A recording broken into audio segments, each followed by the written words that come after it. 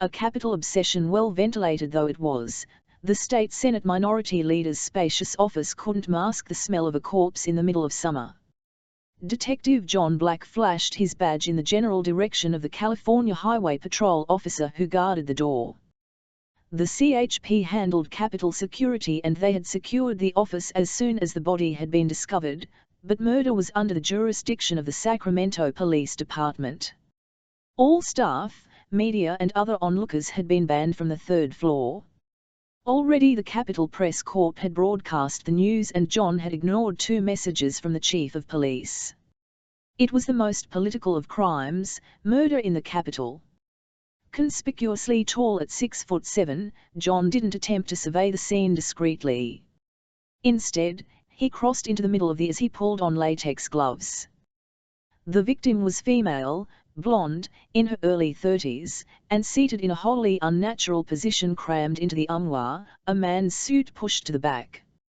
A sleeve obscured part of the victim's face. The smell was awful, as gases and bodily fluids had released after death. John unconsciously breathed through his mouth. One of the crime scene people offered him Vaseline. He declined. He'd smelled worse decomps during his 20 years on the force, but it only took one summer working Sacramento's streets to learn quickly what heat did to a dead body. The victim's skin had taken on a greenish discoloration, her face was bloated, and the skin had started to marble. Dried blood covered the woman's chest. One of her legs was under her body, the other straight up. She was fully clothed, but her skirt bunched loosely around her thighs revealing black lace underwear attached to garters. One garter was missing. John visually inspected the wound in her chest. It didn't look like a bullet, the dark red hole appeared elongated and narrow. Knife wound. By the looks of it, only one. No passion, then. Crimes of passion usually resulted in multiple stab wounds as the killer released his anger and frustration in a blind rage. John looked away from the dead and inspected Senator Miss Wyatt's office. No arcs of blood on the ceiling or any sign of disturbance. It was decorated like the rest of the restored Capitol, adorned with antiques in the Renaissance Revival style. A little ornate for John's taste, but it suited the architecture.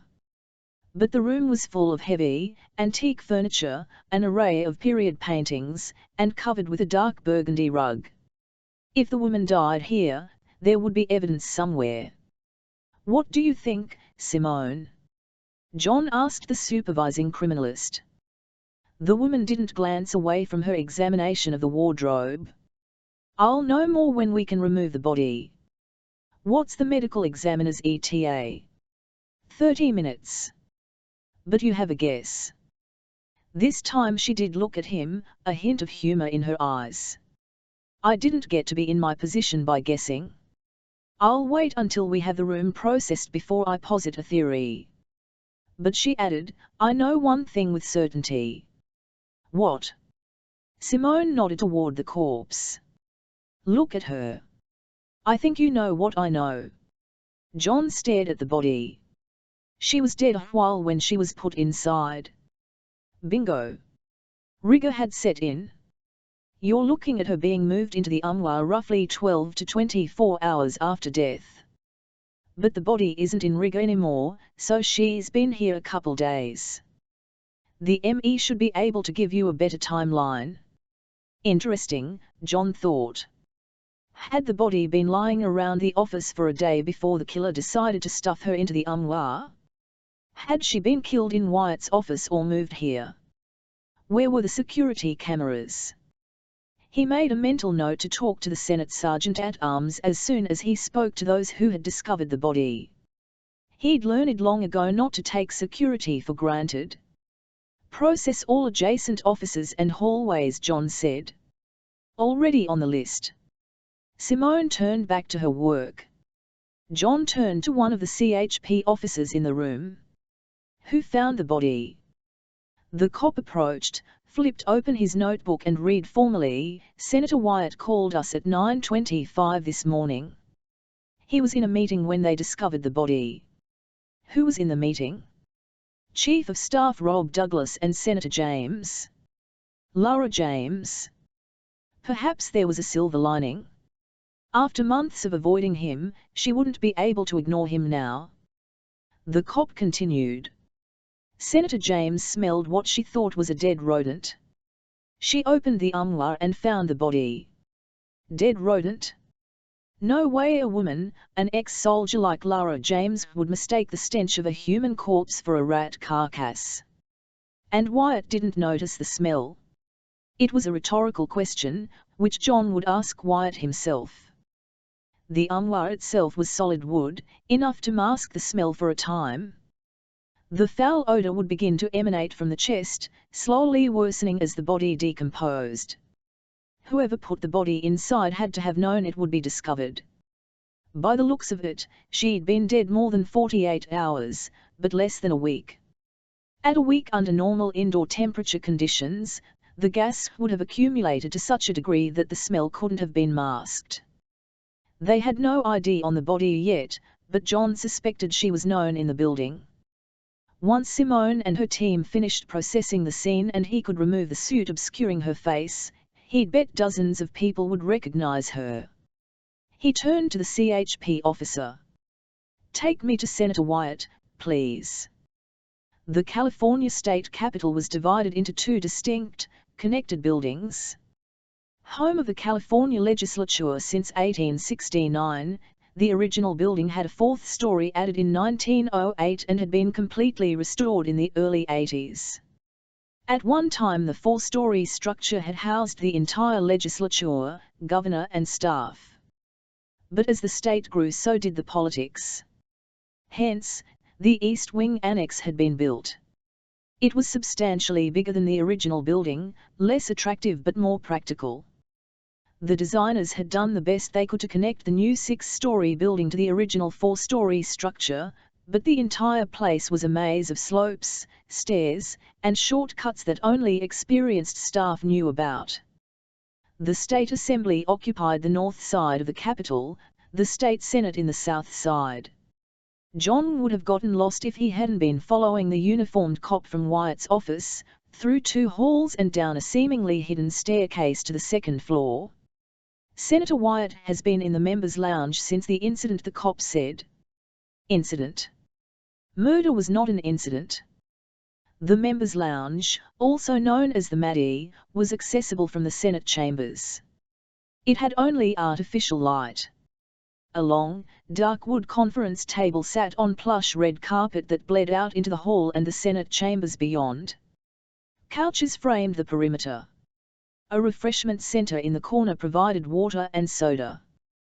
The buffet could be used to bring in lunch or dinner for the elected officials. The large painting of former Senator Ken Maddie almost was lost among the cluttered mishmash of art that lined the walls, from modern to antique and everything in between. John wondered if they'd named the room for Senator Maddie because he had been one of the few likable people in politics. He doubted it. John hadn't met a politician he himself liked, Senator Laura James excluded. Could be his job, of course. He didn't meet many politicians until they broke the law. Senator Bruce Wyatt sat alone at the table talking on his cell phone. He was in his mid-40s, physically fit, and he still had a full head of greying light brown hair. The sleeves on his white Oxford shirt were unbuttoned and rolled up just below the elbow, his burgundy tie loose around his neck.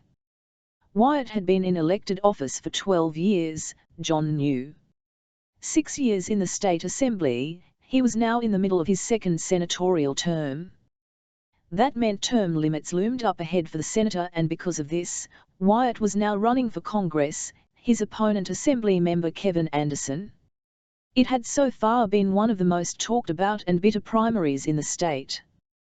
Wyatt and Anderson had a long-time rivalry, and a scandal wasn't in Senator Wyatt's best, or even worst, interests. John motioned for the cop to leave him alone with Wyatt and closed the door. Wyatt jumped up, snapping his cell phone closed. "Who was she?" he demanded. "What happened?" John motioned for the senator to sit. Wyatt hesitated, then complied. John pulled out a tall-backed chair opposite him and sat comfortably into the soft leather. You didn't recognize her, couldn't tell? I may know her, but I'm not sure. Maybe she's someone I've seen on Familiar, but Wyatt knew her. John would swear to it, but he didn't push. Not yet. Let's go back to the last time you were in your office. Today. Before today. Elle drove back to the district, my hometown of Shasta, on Thursday. Early afternoon. I had an evening event and a full schedule there on Friday. I spent the weekend with my family. John made note. I'll need a copy of your schedule for the last week. I'll have my scheduler printed out. Who has access to your office? Wyatt leaned back. My staff. Department of General Service. The CHP, the sergeants, janitorial staff, rules committee. I think State Parks has a master key because the building's a historical landmark. Great. Who didn't have a key? How did you find the body, Senator?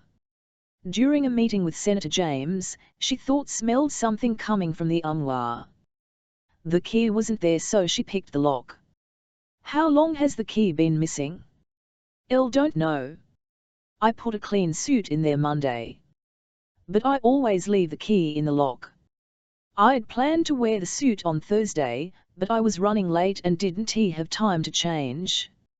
Easy enough to verify. But it still didn't clear Wyatt of murder. Did you touch anything in the armoire? Elle don't think I've touched it since I put my suit in there on Monday. And I can assure you, Detective, there was no dead woman in the armoire then. State Senator Lara James paced her office, running her hand impatiently through her short dark hair. She didn't want to be stuck in here, but the CHP officer had told her to sit tight until Sacramento PD talked to her. Patience was not one of her strengths. The face of the dead was imprinted on her mind. Not just the dead woman upstairs in Wyatt's office, but every dead soldier and civilian Lara had faced during her 9 years of military service. A bullet to the leg had ended her career 2 years earlier, and she didn't want to see any more death. Wasn't that one of the reasons she'd NM for public office in the first place? To work her way up to a position where she could do more good than harm? How laughable! What had she been thinking? She was neither a warmonger nor a peacekeeper. She was a soldier who believed in right and wrong, who knew the true eat and was willing to fight for freedom. But she'd seen far more evil during her time abroad than she'd known existed. For it was one thing to read textbooks about mass murders and war atrocities, it was quite another to dig up a mass grave of women and children. A voice popped into her head, followed by a distinct memory. Women and children first. It was a familiar voice followed by a woman's laughter, and Lara recalled the swish of a door and more voices. The California Restaurant Association had converted an old bank into their offices, and the main floor still had heavy, old-fashioned glass doors. Why would she think of that building now? When was the last time she was there? It was a fundraiser. She hadn't wanted to go because she didn't like glad-handing and small talk, but her colleagues talked her into it. Lara rolled her chair over to her bookshelf and pulled out the most current edition of the Lobbyist Directory. She sat behind her desk and flipped through the pages. Each quarter page included a photo and bio of a lobbyist registered with the state of California. And there she was. The woman in the armoire. Lara stared at the woman with short, slick blonde hair and vibrant green eyes, her smile sweetly seductive for a canned shot. Lara realized that she hadn't immediately recognized the lobbyist because not only had her face been partially obscured, but she'd only met her a few times. Wyatt had introduced them at a fundraiser. He'd offered them both a ride home, and Lara had gratefully accepted. Her sore leg had been bothering her, and she'd been too proud to use a cane. Women and Children First BNLCE had said when he pushed open the heavy door for Lara and the lobbyist, Tiffany Zurin. Tiffany had laughed. Laura's secretary Bonnie knocked on the door, then opened it and said quietly, "John Black from the Sacramento Police Department is here to see you." Laura looked up. She couldn't believe. "Black," she repeated. "Hello, Laura." John smiled at Bonnie and walked around her. Bonnie shrank back and closed the door, leaving Laura alone with him. He didn't sit, and in her position, Laura felt unusually vulnerable. Not because she was a woman, but because John was tall and broad, and at times, hulking. A ruggedly handsome detective whom she'd slept with on more than one occasion. Some might have called it a relationship. "Can't avoid this call, can you?" he said as he slid into the chair across from her desk and crossed his legs. Laura bit back a nasty comment and flipped the lobbyist directory toward the detective. She tapped her finger on Tiffany Zarin's picture. "I think she's your victim." John snatched the book and examined the photograph. "You could be right." "I am right." He kept the directory. "You discovered the body, I'm told." "Lucky me." "How?" "I smelled it." "Senator Wyatt said you smelled a rodent." "I said I smelled a dead animal." "But I knew that wasn't accurate." She didn't need to elaborate. "And you just opened the armoire." "I took out my trusty rusty Swiss Army knife." She cracked a half smile and waved the knife in front of her. "The file is a multi-use tool." John grinned. Damn, but was he sexy when he smiled. "What else did you touch?" "Wyatt's desk and probably the conference table." "The armoire." "I didn't touch the body or anything inside." "Where was the key?" "Wyatt said he noticed it missing last week." John wrote something down. Laura leaned forward. "Okay, what's going on?" "Not sure yet." "Did you notice the position of the body?" "What do you mean?" "I mean, the legs." "They were broken." "I think the body was moved." "There's no proof." She waved her hand. "Look, I may not be a cop, but I've been around enough dead people in my life to know what happens when you move them." Rigor mortis had set before she was crammed into that space. "So my question is, where was she until she was moved into that cabinet?" He didn't answer her question. Instead he asked, "What do you know about Wyatt?" "Bmas is one of the good guys," she said without hesitation. "He served in the First Gulf War. He's the one who talked me into running for office in the first place. And that makes him a good guy." She laughed. John was one of the few people who amused her. "I know him, John." "Murder?" "No. He'd be a congenital idiot to kill someone in his private office then stuff the body in a piece of furniture. He's looking at a congressional seat. This is America. You don't kill the competition. Lie about them, maybe. Kill them, no. Could have killed her in a panic, planned to dispose of the body later. That's ridiculous.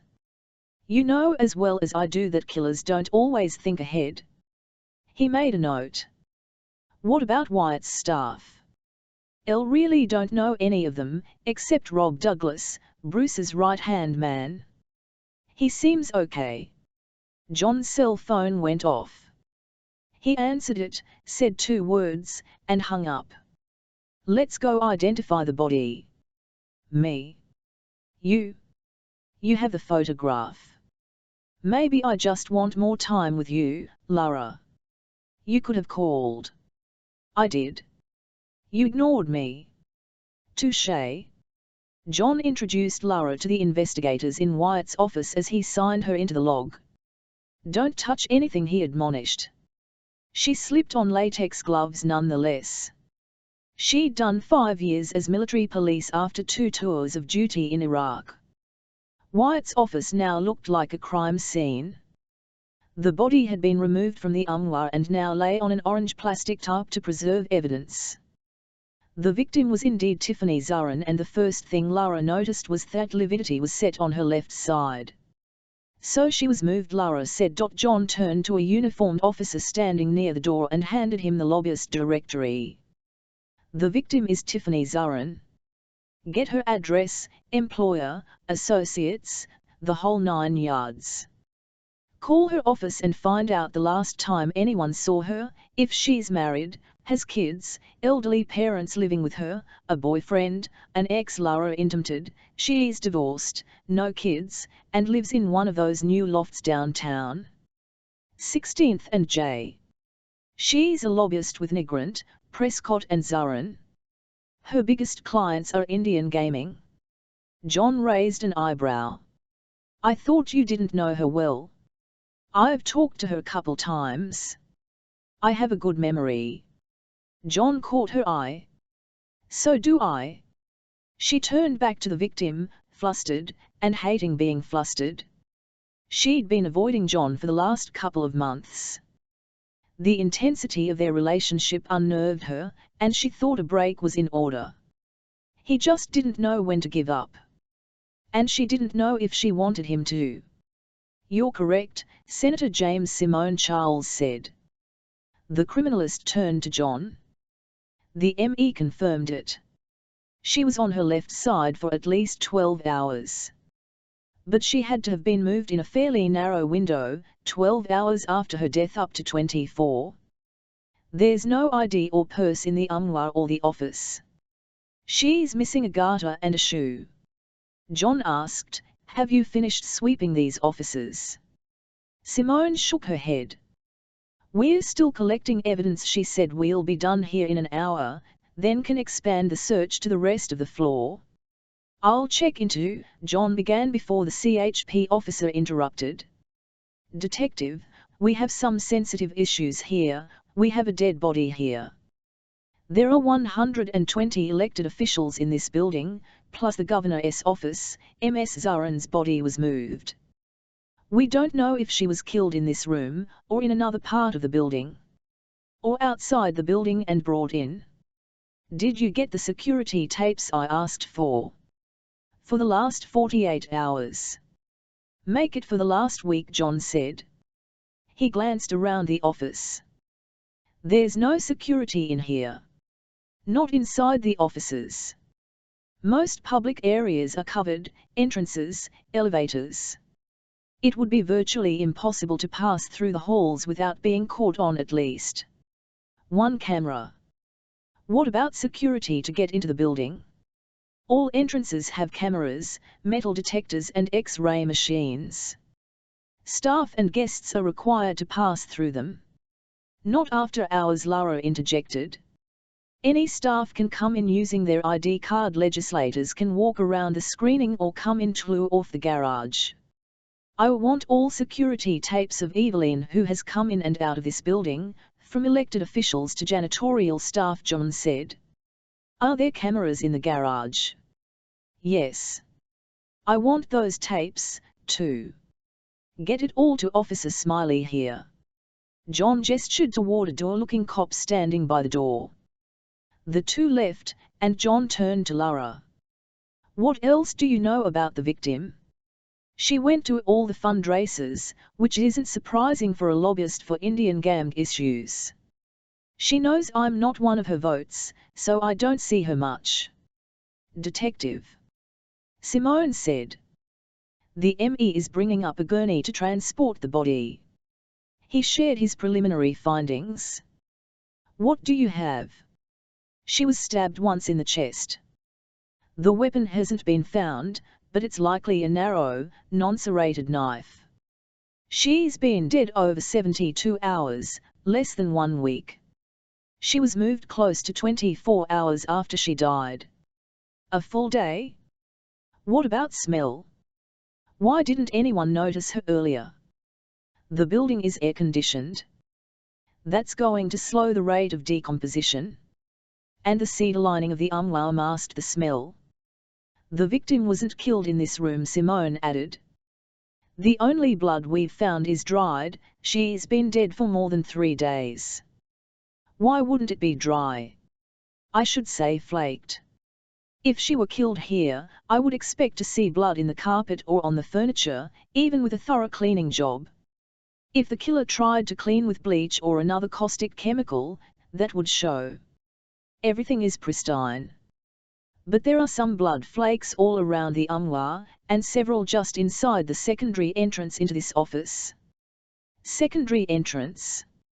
John questioned. Lara pointed to the door across the room. That's the main entrance. It leads to the staff area and where visitors would come in. She turned and gestured to another door, this one closer to the senator's desk. The second door entrance is used primarily by the senator to come and go without having to pass through off the waiting area. For privacy and security. John said, so the victim was brought in through that door. He opened it. A narrow hall led to the main thoroughfare. Simone said, I can't rule it out. Someone would certainly notice if a dead body was being carried through the building, John said. Are you certain she wasn't killed in this room? Simone shmgged. There's an odd mark on her back. The criminalist rolled the victim to her side and lifted her white silk blouse. On Tiffany Zarin's flesh was an impression, almost like a white stamp, in a perfect 2x3 rectangle. There appeared to be small letters within it. I can't make out the words, John said. I think her back was against some sort of embossed metal plate for several hours. I'll work on it and get back to you, but so far we haven't been able to find anything in this office or the adjoining offices that match this shape and size. She rolled the body back over. The knife pierced her lung and she probably suffocated, or died of bleeding into her pericardium. There's not enough blood here for her to have bled out. But look at her hands. Simone lifted one arm. Dried blood coated Zarin's hands with more streaks and marks on her arms, skirt, and blouse. She was trying to stop the bleeding. Either she pulled the knife out herself, probably stunned or in shock, or the killer pulled it out and she grabbed her chest. Wherever she was killed, there's going to be blood evidence. Lara interrupted. You don't need me here. I'm going back to my office. John glanced at her over his shoulder. Good. Then I'll know where to find you. John went back down to talk to Wyatt. Two men in crisp suits were arguing with the haggard-looking senator. I'd like to speak with Senator Wyatt in private, John said. This is an embarrassment to the institution, one of the men exclaimed. Wyatt had gone pale. But what happened? How did she get into my office? John escorted the two men to the door, closed it behind them, then sat on the corner of table, his height giving him an additional psychological leverage over the sitting Wyatt. He hadn't decided whether Wyatt was guilty or not. Lara was right, only an idiot would stash a body in his own office. But Wyatt wasn't acting as John would expect an innocent man to act. You know the victim, John stated. I just found out. Tiffany Zarin. Of course I know her. I'm carrying one of her clients' major bills. Indian gaming? Yes. Is the bill controversial? Anything related to Indian gaming is controversial, he said. That doesn't have anything to do with this. Then what does her death have to do with? I don't know. I still can't believe it. When was the last time you saw Miss Zarin? Wyatt paused, as if thinking. But John suspected that he knew exactly the last time he saw the pretty lobbyist, just as John was positive Wyatt recognized her when he first saw the body. Was he trying to protect himself or someone else? Wednesday at a fundraiser.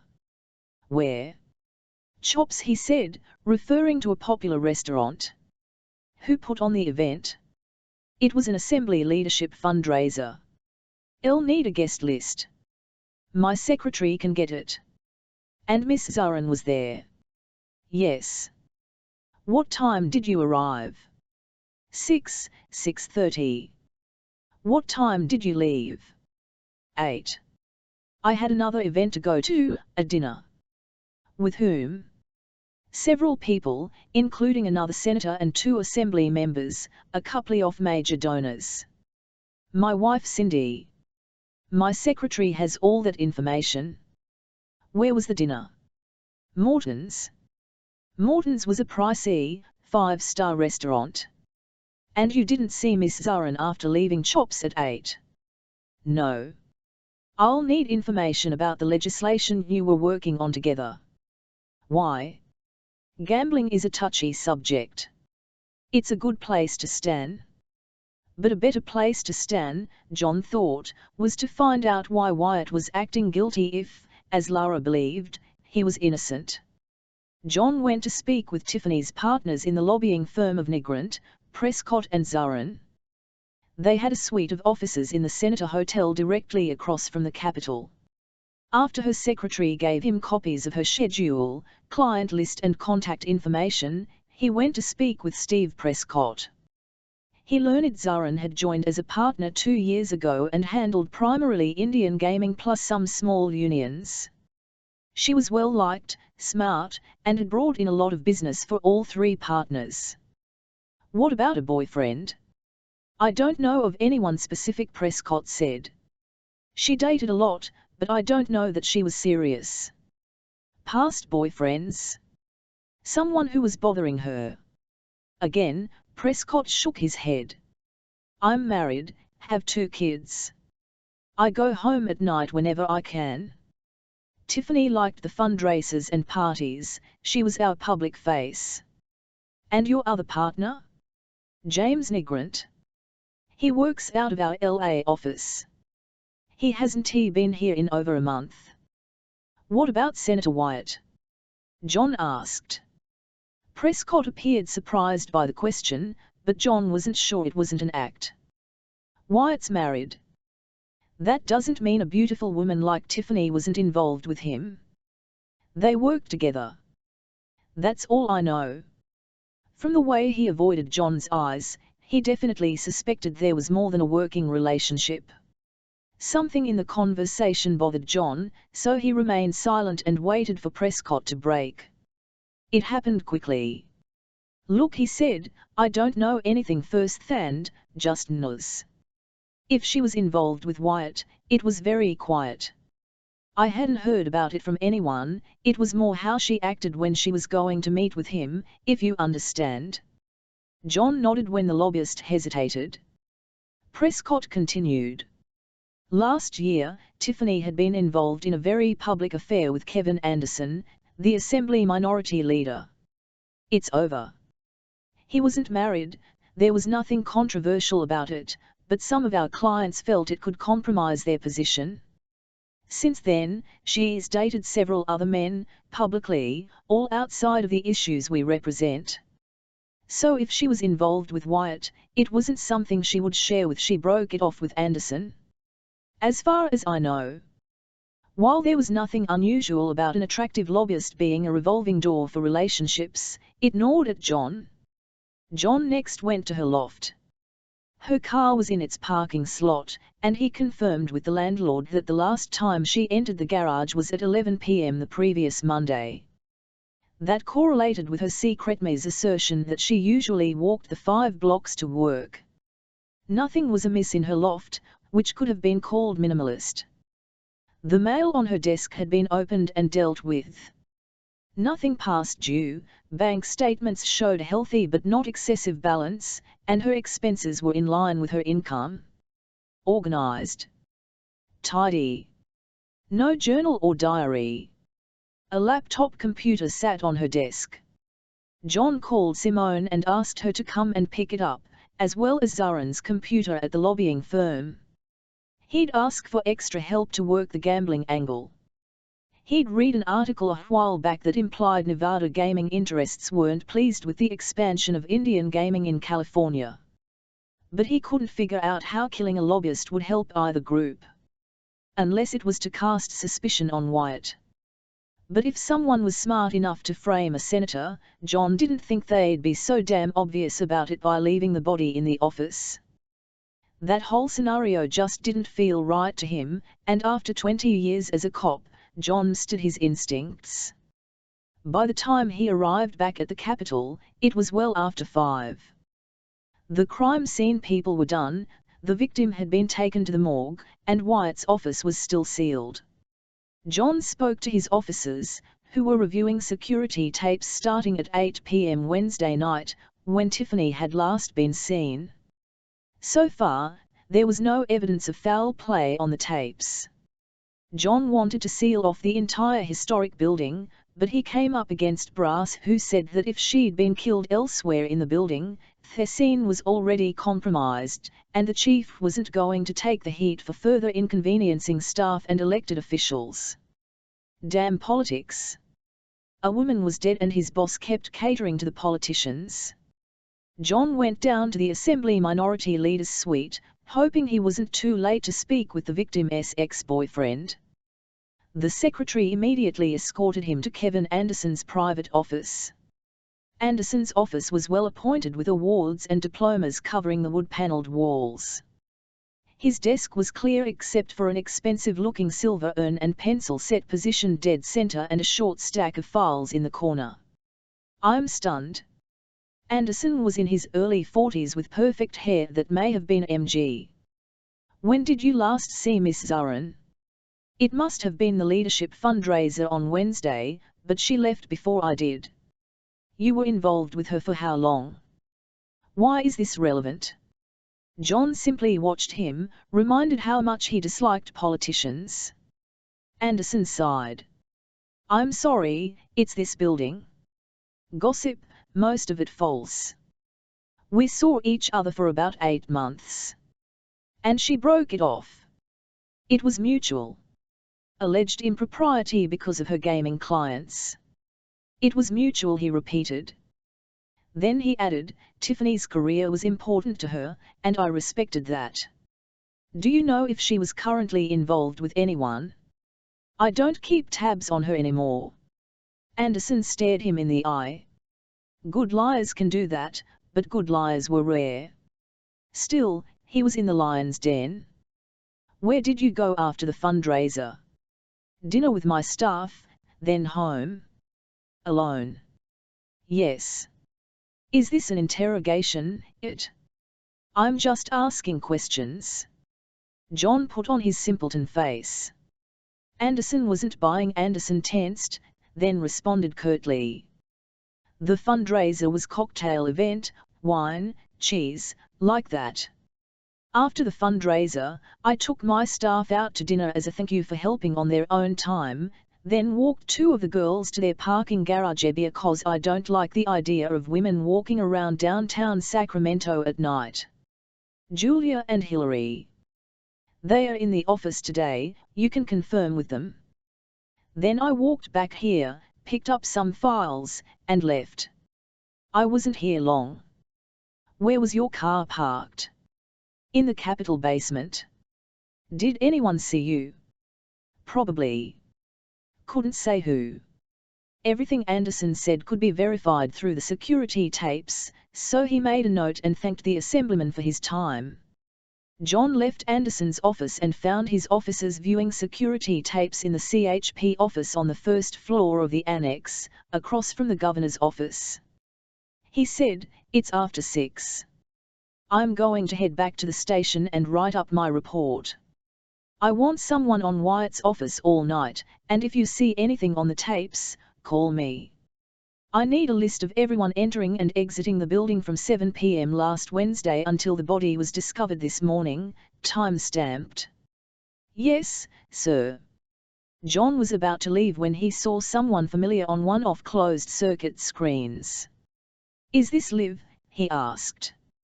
Yes, the commanding officer said. These are coming in from all the cameras. Some are fixed, some rotate in 5-second intervals. What was Lara James doing looking at the camera on, where's this?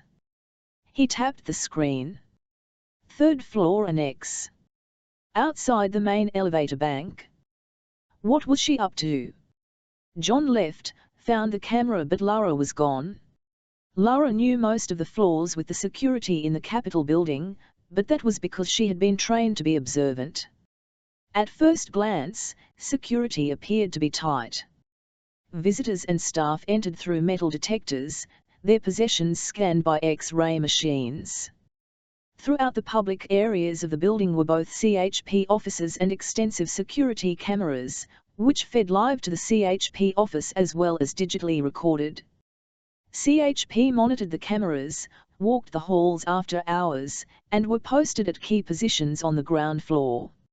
Even with all the precautions, however, there was a huge hole in camera security. While the public floors were well monitored, upstairs, where staff and legislators worked, there were fewer cameras. And in the historic building where Tiffany Zarin's body had been found, the only security above the main floor were cameras aimed at the elevators and chamber entrances. What the criminalist had said to John bugged Lara. Someone had intentionally moved Tiffany's body into Wyatt's armoire. Why? Convenience? To frame him? Or maybe both? More important, how could someone move the body and not be caught on camera? So Lara walked both the annex and the historic building, top floor to the basement, to map out a path where someone could theoretically bypass all security cameras. She came to a startling conclusion: if someone knew the building well, it was possible to get almost anywhere above the first floor in the historic structure, and certain areas of the adjoining annex, without being seen by any camera. "What are you doing?" She spun around. It was John Black. He raised an eyebrow.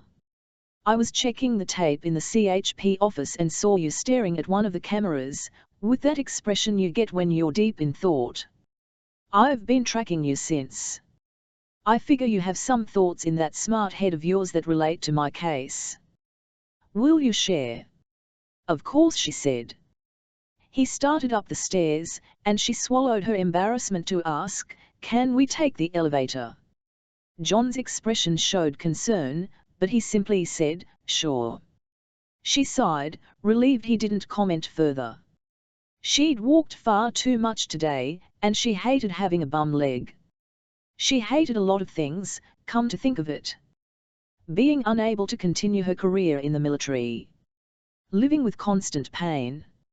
Lara shared with John her observation about the security cameras and concluded by saying, "Whoever killed Tiffany Zarin has intimate knowledge of this building. They had to know there were blind spots in the security cameras. An insider. Staff, former staff, or anyone who is in the building often, like a lobbyist. If her body was moved into Wyatt's office, the killer must have planned the route meticulously. Perhaps even planned the murder. Premeditated? Why would someone bring her here to kill her?" John asked. "Then planned her body in Wyatt's office. The crime lab hasn't discovered where she was killed." "Not yet. But it has to be in the building. Even if someone could get her body into the building, which I could probably figure out how to do, but it would be difficult, I can't see why they'd do so. To embarrass Bruce? To prove they can? There's been some wacky stunts around here by people telling to get political or media attention. But murder?" Lara didn't have an answer to that. They exited the elevator on the 6th floor. Most people had left work. It was well after 6, but a few stragglers remained. Lara spoke quietly as she led John through the corridor that led to the historic side of the Capitol. "Someone wanted to frame Bruce Wyatt. Maybe he killed her." She shook her head. "I don't buy into that. He's not that dumb. Maybe he's counting on people to think that." Lara didn't say anything, and John continued. "I know he's your friend, but you know as well as I do that sometimes the people we think we know are strangers." John rubbed his temples. "Headache?" she asked. "I missed lunch." Without thinking, Lara said, "We should get a bite to eat." John grinned. "It's a date. I mean, too late to backpedal, Lara. I'm holding you to dinner." They found themselves on the assembly side of the historic 4th floor. "This place is a freaking maze," John said. "I don't know how anyone can find their way around." Was that passage we just walked through on the roof? Yes, the original Capitol roof. A couple of protesters broke through the maintenance door a few years back and draped banners over the side, Lara said. Now there's a dedicated security camera there and alarms on the door.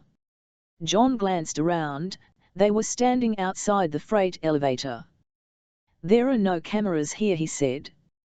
He punched the button and stepped in when the doors opened. Lara followed, not sure what he was thinking. There are no cameras on any of the historic stairwells, only on the public elevators, Lara said. I've been thinking about this all day. Tiffany had to have been killed on the historic side. The annex has far more security. No one can walk down the halls without being observed. And while staff and members come and go at odd hours of the day and night, wouldn't a killer try to hide? Unless he had a reason for being here, John said. Like he is a staffer or elected official. The freight elevators opened. She pointed at the door to the right that led to the stairwell. See? No security. She opened the door and gestured. None inside, either. She stared at another door across the banister. What are you thinking? John asked. She didn't respond, but walked around the landing of the stairwell to a door that looked exactly like one she'd often walked past on the Senate side. Expecting it to be locked, she tried the knob. It opened. Lara, I rarely come over to the assembly side of the building, but in the Senate stairwell, there's a door like this. I think they connect. The hallway was dark and Lara couldn't find a light switch, but saw light coming from under a door 30 feet away. Shelves lined the walls, stocked with supplies like toilet paper, towels and toilet seat covers. A maintenance closet. Lara. Suddenly fluorescent lights came on. John had found the switch. This goes directly to the Senate side, she said. Elle never knew this was here. I thought the only way to get to the Senate side of the building was the front hall, by the ornate staircases under the governor's portraits. Very visible. But this, coupled with the fact that there is virtually no security over here and, frankly, few people. There are only 4 legislative offices, some staff and committee rooms, but most of the people work in the annex. And at night. 0, unless they are late on passing the budget. Do you know the time of death? She asked. Simone said more than 72 hours. I'll know for sure after the autopsy tomorrow. I'll have Simone's team check out this hall. If no one saw her on Thursday, wouldn't it reason that she was killed Wednesday night? John agreed. He walked down the corridor and put on a glove. He tried the door. It opened. It was locked from the other side, Lara said. You tried it earlier. I was curious. He closed the door and faced her. You've always been curious, haven't you? Lara swallowed, anticipating a change of subject to one she wasn't as comfortable with as murder. Is that a problem? He shook his head, his mouth firm but his dark eyes lit with something that made Lara's heart flutter. I've learned something in these last couple of months. What's that? He took a step forward and she had to look up at him. She was considered tall, but standing next to John, she felt petite and feminine. My feelings for you have never changed, he said. But seeing you again, face to face, I realize they have. I miss you, Lara. I shouldn't have called you. I should have come to your office and not left until you agreed to move in with me. John, he kissed her. For a long moment, her mind went blissfully blank, her entire body focused on his mouth. She wanted to protest, she wanted to tell him it wasn't the same for her. But that would be a lie. John stepped back, a grin on his face. I'll love you too. Let's get dinner. John learned several things during the autopsy on Tuesday morning. Time of death was established Wednesday night between 10 p.m. and 2 a.m. Tiffany Zarin died of massive internal bleeding when a knife, likely a letter opener, punctured a corner of her heart and her lung. There were also extensive post-mortem markings, indicating that her body had been manhandled. And she'd had sex less than an hour before she died. DNA samples were taken and sent to the lab, but it would be at least 2 weeks even with the MSH John put on it, before he had anything useful. And he needed to make an arrest before he could compel a suspect to submit his DNA. The post-mortem injuries needed to be further analyzed, but once they found out where her body had been stored for a day, they could better figure out what had happened to her. Still, the information would be useful during his next conversation with Senator Miss Wyatt and Eve one other man who had been in the building after 9 p.m. Wednesday night. John returned to the Capitol with the new information. The officer viewing security tapes called on his cell phone. "Detective," he said, "I have a list of everyone who came and left the Capitol from 8 p.m. Wednesday to 4 a.m. Thursday morning. Meet me in Senator James's office." Lara was at her desk, glowing. At least he imagined she should be after their night together. He wasn't going to let her walk away this time. He was in it for the long haul. For the first time, her attitude told him she believed him. Trust didn't come easy for Lara, and John was on it he'd earned it. "I have," he began, but his cell phone rang. It was Cindy Wyatt, the senator's wife. She said, "You left a message for me yesterday. I'm sorry I didn't get back to you right away. I was out most of the day. Bruce told me about that poor woman. I was calling to verify a dinner you had at Morton's Steakhouse last Wednesday evening. With my husband and his colleagues and their wives. What time did you leave?" "I'm not sure. Between 10 and 10:30. "Did you go straight home?" "Yes. We drove right to our townhouse on the river. Then on Thursday afternoon, we drove to our home in Shasta." "And you and your husband were home all night?" "Yes." When he hung up, Lara said, "You're verifying Bruce's alibi. A dead body was in his office. I have to verify his and everyone else on his staff, just for openers." John tapped his pencil on the pad. "His wife says he was home all night. Wives are known to lie."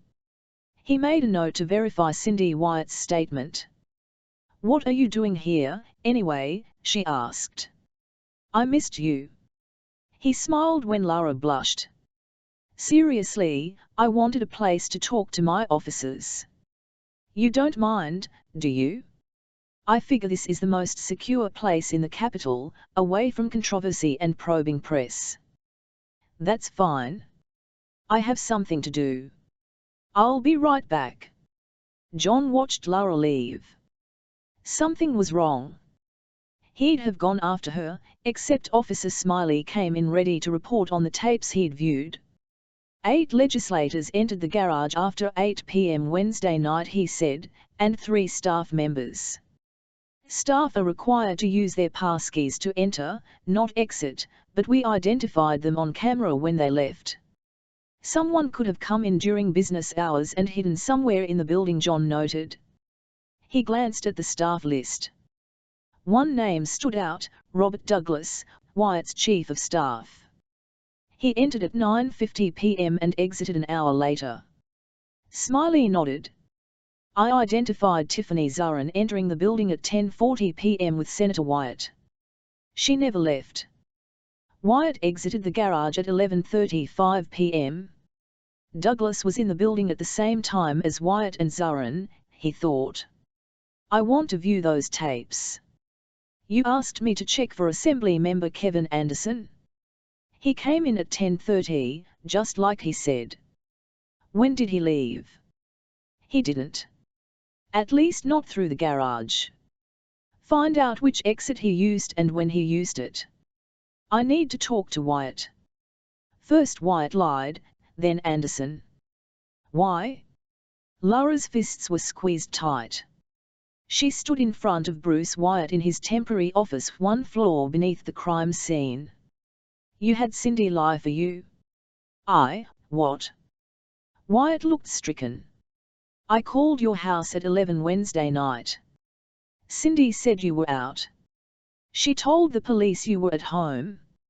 You're a bastard.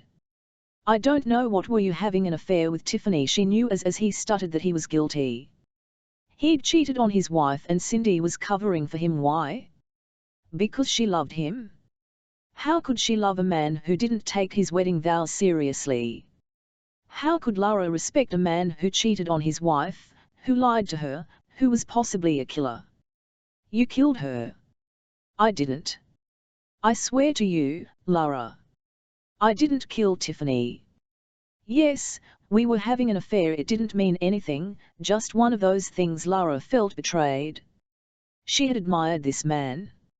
She'd always understood where he was coming from, even when they disagreed on policy. She had respected him more than anyone.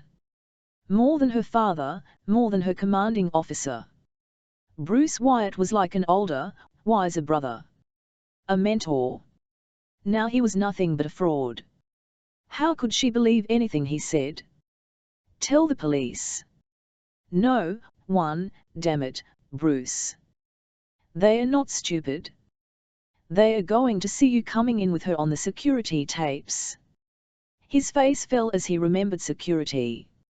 I didn't think, you can say that again. If Bruce was so stupid to think that he could get away with having an affair, maybe he was stupid enough to stuff his dead lover in an armoire. Cindy didn't know about the affair, she was just protecting me because she knows how this town can be. And it's not what you think. What a cliché. You have no idea what I think. I didn't kill Tiffany, he whispered. I'm telling the police about my conversation with Cindy. I'm not lying for you, Bruce. The door opened abruptly, and Bruce jumped, ready to snap at whoever was coming in uninvited. Lara turned so quickly that her leg cramped. John walked into the office and firmly shut the door. John didn't look at her, and she realized she should have gone to him first with the information she had. But she'd been so angry with Wyatt, and with herself for her bad judgment. Start at the beginning, John demanded. Wyatt seemed to shrink, older and defeated. I was having sex with Tiffany. We came here after the dinner. Cindy and I had taken 2 cars, I told her I had to pick up some papers. Tiff and I had never, been in my office before. She left around 11:30. Said she didn't want anyone seeing us together. We hadn't been involved for long, just a few weeks. I wanted to drive her home, but Tiff. She said she'd be fine. I left right after, went down to the parking garage. I didn't think anything of it. I tried calling her on Thursday before I left town, but she didn't answer. You lied to me, John said. You didn't think we'd see you and the victim on the security tapes. I didn't think anyone would have a reason to. Even after her murder. Lara said. What were you thinking? Miss was flustered.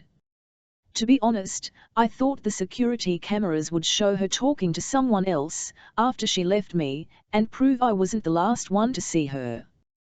You should have come clean from the beginning, Lara said, disgusted with her former friend and mentor. She glanced at John. He was looking at her, but she couldn't read his expression. She wished she could rewind the last 30 minutes, and tell John about the phone call, before she confronted Wyatt. John reached into his pocket and answered his vibrating cell phone. Black. He mostly listened, said a few words, then he finished and hung up. We found the murder weapon, he said to Wyatt. A letter opener. Under your middle desk drawer. With Tiffany's missing garter wrapped around it. Wyatt lawyered up. He claimed he didn't recognize the sterling silver letter opener, and that was it. John pushed the senator hard before letting him leave, but he didn't have anything more than circumstantial evidence. There were no prints on the letter opener, and he couldn't find where Tiffany had been killed, or why he would move her after nearly 24 hours into his office. Security tapes showed he used the elevators 5 minutes after Tiffany went down the staircase, and he exited the building from the basement shortly after that. If Wyatt was guilty of murder, he had someone help him cover it up. While John had believed in the possibility of a crime of passion and Wyatt panicking, stuffing the body in the armoire, he simply had a hard time believing the senator would have left the murder weapon in his own desk, when he had plenty of opportunities to dispose of it. But maybe someone with free access to the office would have. John met with Robert Douglas in the CHP office, having no intention of pussyfooting around with Wyatt's chief of staff. "You were in the building late Wednesday night," John began. Douglas nodded. "I came in to pick up some papers." "When?" "Around 10. It was after I made my rounds at all the cocktail events. It's the time of year, fundraising." "Why?" John ignored the question. "What time did you leave?" "I don't know. It wasn't that long." He glanced away. This guy wasn't a good liar. "Did you see Senator Wyatt at any time Wednesday night?" "At Chops, for a fundraiser." And what?" "That was it." "I don't understand." John slammed his fist on the table. "Yes, you do understand, but I'll ask clearly. When you were here in the building between 9:50 and 10:55 Wednesday night, did you see, hear, talk to, or otherwise know that Senator Wyatt was also in the building?" He hesitated. "Yes," he said carefully. "Was he alone?" "No." "Who was he with?" "I don't know." "If you're trying to protect your boss, you're doing a piss-poor job of it. Spit it out, or I'll charge you as an accessory." Douglas blanched. "I was in my office working. I often work at night when it's quiet. I heard someone moving around his office and thought it was odd, because the janitorial staff is long gone by then. I opened the door and what? Miss was with someone. I didn't see her face. He was sitting in his chair and she was under his desk and, I get the picture. You didn't recognize her. I just saw blonde hair. And you didn't think to say anything after we found a dead blonde?" No. "Did Wyatt see you?" "Yes, but I left right after that." "And?" "The next day he came up to my desk and joked it off." John took out his ace. He had Douglas's personnel records. The top page was a copy of a request for a raise submitted to the Senate Rules Committee. "On Thursday, the senator approved a raise for you. A nice bump."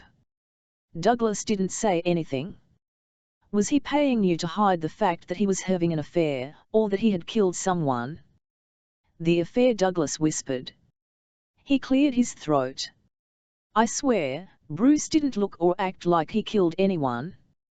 We had a staff meeting in his office after he left Thursday afternoon and everything looked like it always does." He sat up straighter, as if trying to please a strict teacher. "In fact, Chris, the scheduler, opened the armoire to put Bruce's shoes inside. He keeps an extra pair and she'd taken them down to be shined. I swear to God, ask her."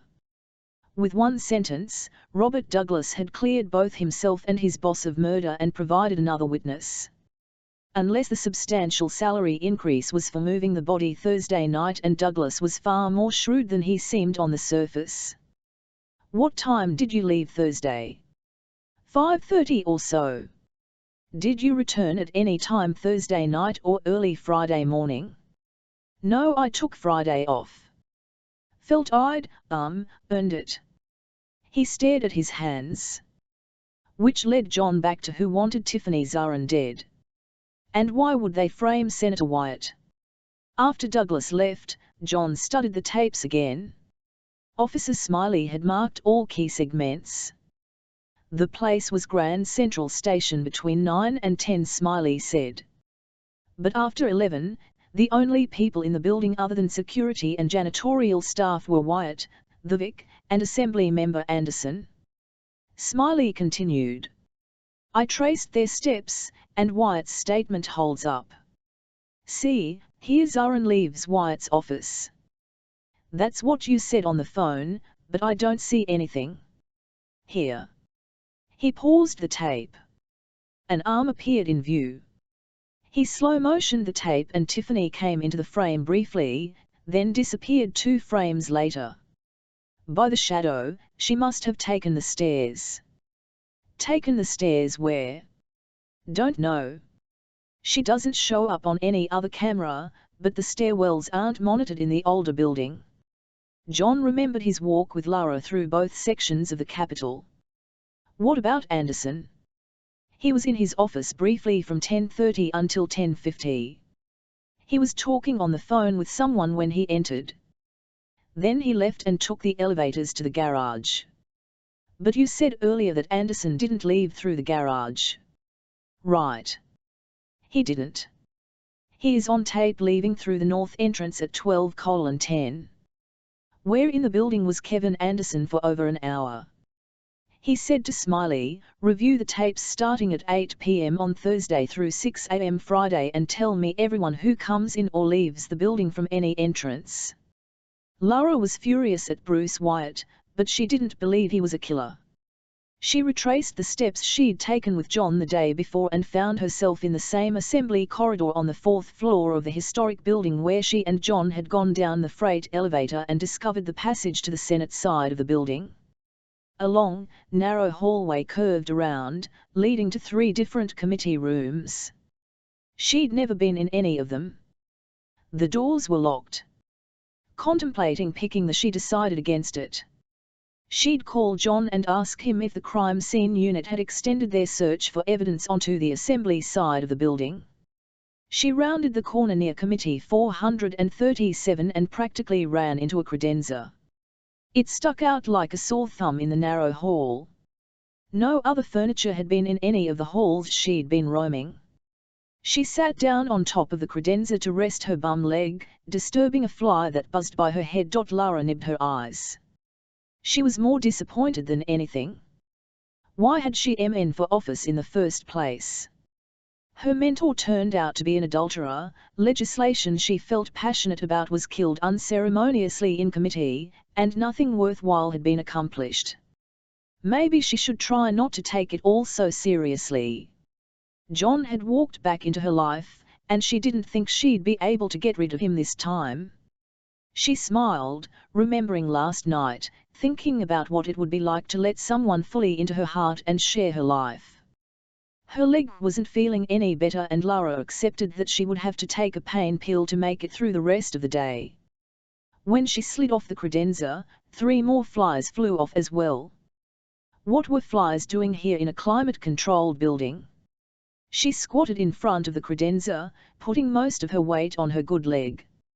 As she got closer, the smell of death wrapped around her. It was subtle, but she couldn't mistake the underlying scent of dried blood. Suspicious, she removed a tissue from her pocket to ease open the doors from the bottom. The foul stench increased.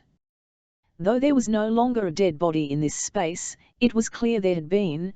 The bottom of the credenza was covered in dried blood. On the back panel was a 2x3 metal plate with Sampson Furniture Company stamped on it. The victim had a 2x3 rectangular mark on her back that the criminalist said had been made when the body was pushed against a metal plate. Other than the memory of death, a bright red spike-heeled shoe was the only thing inside. Lara called John. Lara sat alone in her office while John and the crime scene investigators worked in committee room 437. As soon as she'd showed them the evidence in the credenza, they searched the entire floor and found blood evidence in the closest unlocked committee room. It now looked like Tiffany was murdered in that room, then stuffed in the credenza almost immediately after death, where she was kept for nearly 24 hours. The killer had to break rigor to move her the next night to Wyatt's armoire. The post-mortem injuries were caused as the killer manipulated her body out of the crude storage box. John didn't have much time to talk, but he said that it looked like Wyatt's alibi held and the security tapes showed it would have been impossible for him to kill Tiffany Zurin, unless there was some huge conspiracy to protect him which would include false security data. Both Laura and John doubted that secrets didn't last long in this building. If Wyatt wasn't guilty, who had killed the lobbyist? Laura wondered. It mattered for justice, but did it truly matter to her? Bruce had still lied to her. Everything she'd believed in was gone. Everything except for the solid and reliable John Black. She was surprised when Assembly Minority Leader Kevin Anderson walked into her office. "Do you have a minute?" he asked her. "I have several," she answered. He sat and leaned back in his chair. "I heard Bruce was arrested." "You heard wrong." "Oh." He was pumping her for information. It was politics as usual. Anderson and Wyatt had a rivalry going from way back to their college years, and Wyatt had defeated Anderson the first time they both ran for the same seat. And now they were running against each other for Congress.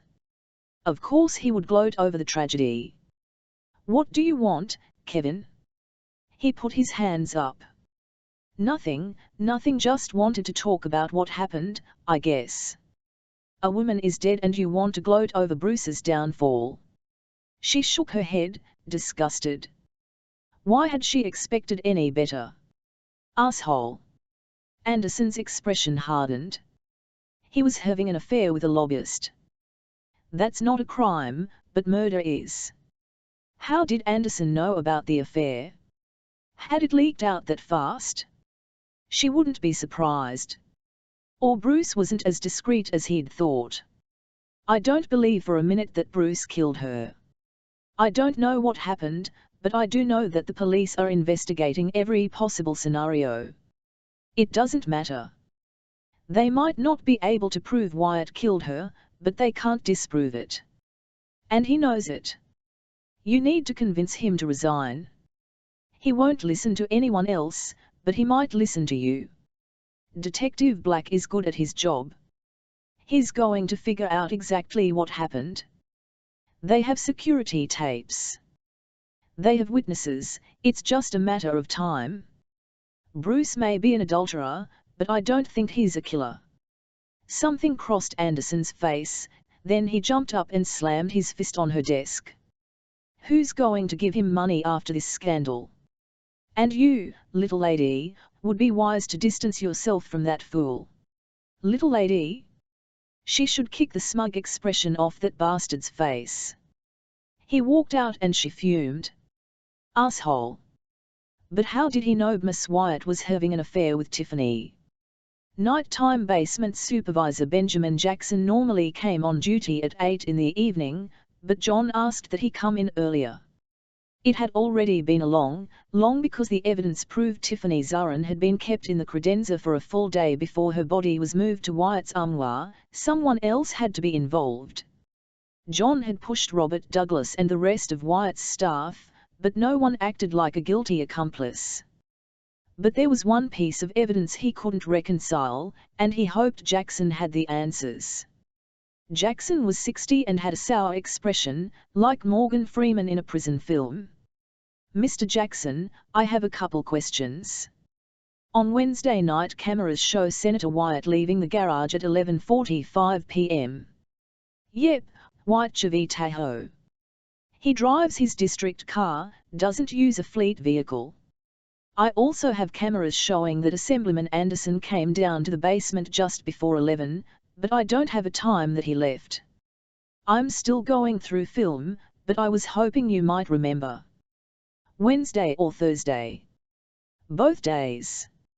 Jackson nibbed his chin. "Well, on Wednesday he came down about 11 and sat in his car for a time. Then I saw him get out and go to the little boy's room." "Where?" Jackson pointed in a westward direction. "It's near the stairwell. You can't see it from here, but there's a corridor that goes to the historic side. Only staff uses that bathroom, but I thought he might have been a little tipsy. And then? I saw him in his car after midnight. Don't recall the exact time, but there he was, sitting in the driver's seat, sleeping. Sleeping? Sure, eyes closed, just sitting there. Jackson winked. It's known to happen. They drink a little too much, don't want to be caught driving. The scandal of a DUI is more serious nowadays than 10, 20 years ago. Did you wake him? No, he got out a few minutes later and told me he'd drunk too much and was going to walk home. And Thursday? Came in at 11, gone before midnight. John went back to the CHP office and had Officer Smiley run the tape on Thursday during that time period. Sure enough, Kevin Anderson drove in at 11. He parked, and the recording had him going up to his office. He left almost immediately, went into the staircase, but the next time he showed up on tape was a hill 43 minutes later when he entered the basement. The CHP commander confirmed that the hall had access to the historic stairwell. The stairwell without a camera. More than enough time to move a body. It was late when Lara was leaving the office. She had half expected John to come in and suggest they have a drink or relax at his place. He didn't. Of course he was working. She hoped he wasn't still angry with her about how she handled confronting Bruce Wyatt. She'd apologized, he did an acceptance, and that was it. Or was it? Their relationship was complicated only because she made it that way. She saw that now. Why was she playing hard to get? The fear of a lifetime commitment? But life was too short. Shouldn't she take a chance now and then? She willingly risked her life for her country, why couldn't she risk her heart for the man she loved? She called John's cell. I'm about to talk to Anderson, he told her. Are you in your office? Yes. I'll come up when I'm done. When he hung up, she thought about that snake Anderson coming into her office and threatening her, calling her a little lady and telling her to distance herself from Wyatt. If he'd been a friend, she might consider it an act of kindness. But Kevin Anderson had never been a friend of hers. What a jerk. She had some questions for Anderson, and thought John should know that Kevin had known about Wyatt's affair. She texted him the information, then signed letters, glancing at her phone while waiting for a response. John always responded to messages, even if briefly. 5 minutes later, she frowned and called him. No answer. It might be nothing, he was interviewing a possible witness. Yet her instincts told her something was fishy. It wouldn't hurt to check out the leader's office. She walked down one flight of stairs, favoring her bum leg, and opened the main door. Though the door was unlocked, the office was empty. Hello, she said. No answer. Then she heard John's voice in Anderson's office. The door was ajar, but she couldn't see anything from the angle. You don't want to do this, Kevin, she heard him say. Put the gun down. Lara moved quietly to the door and peeked in. Anderson was behind his desk, holding a revolver.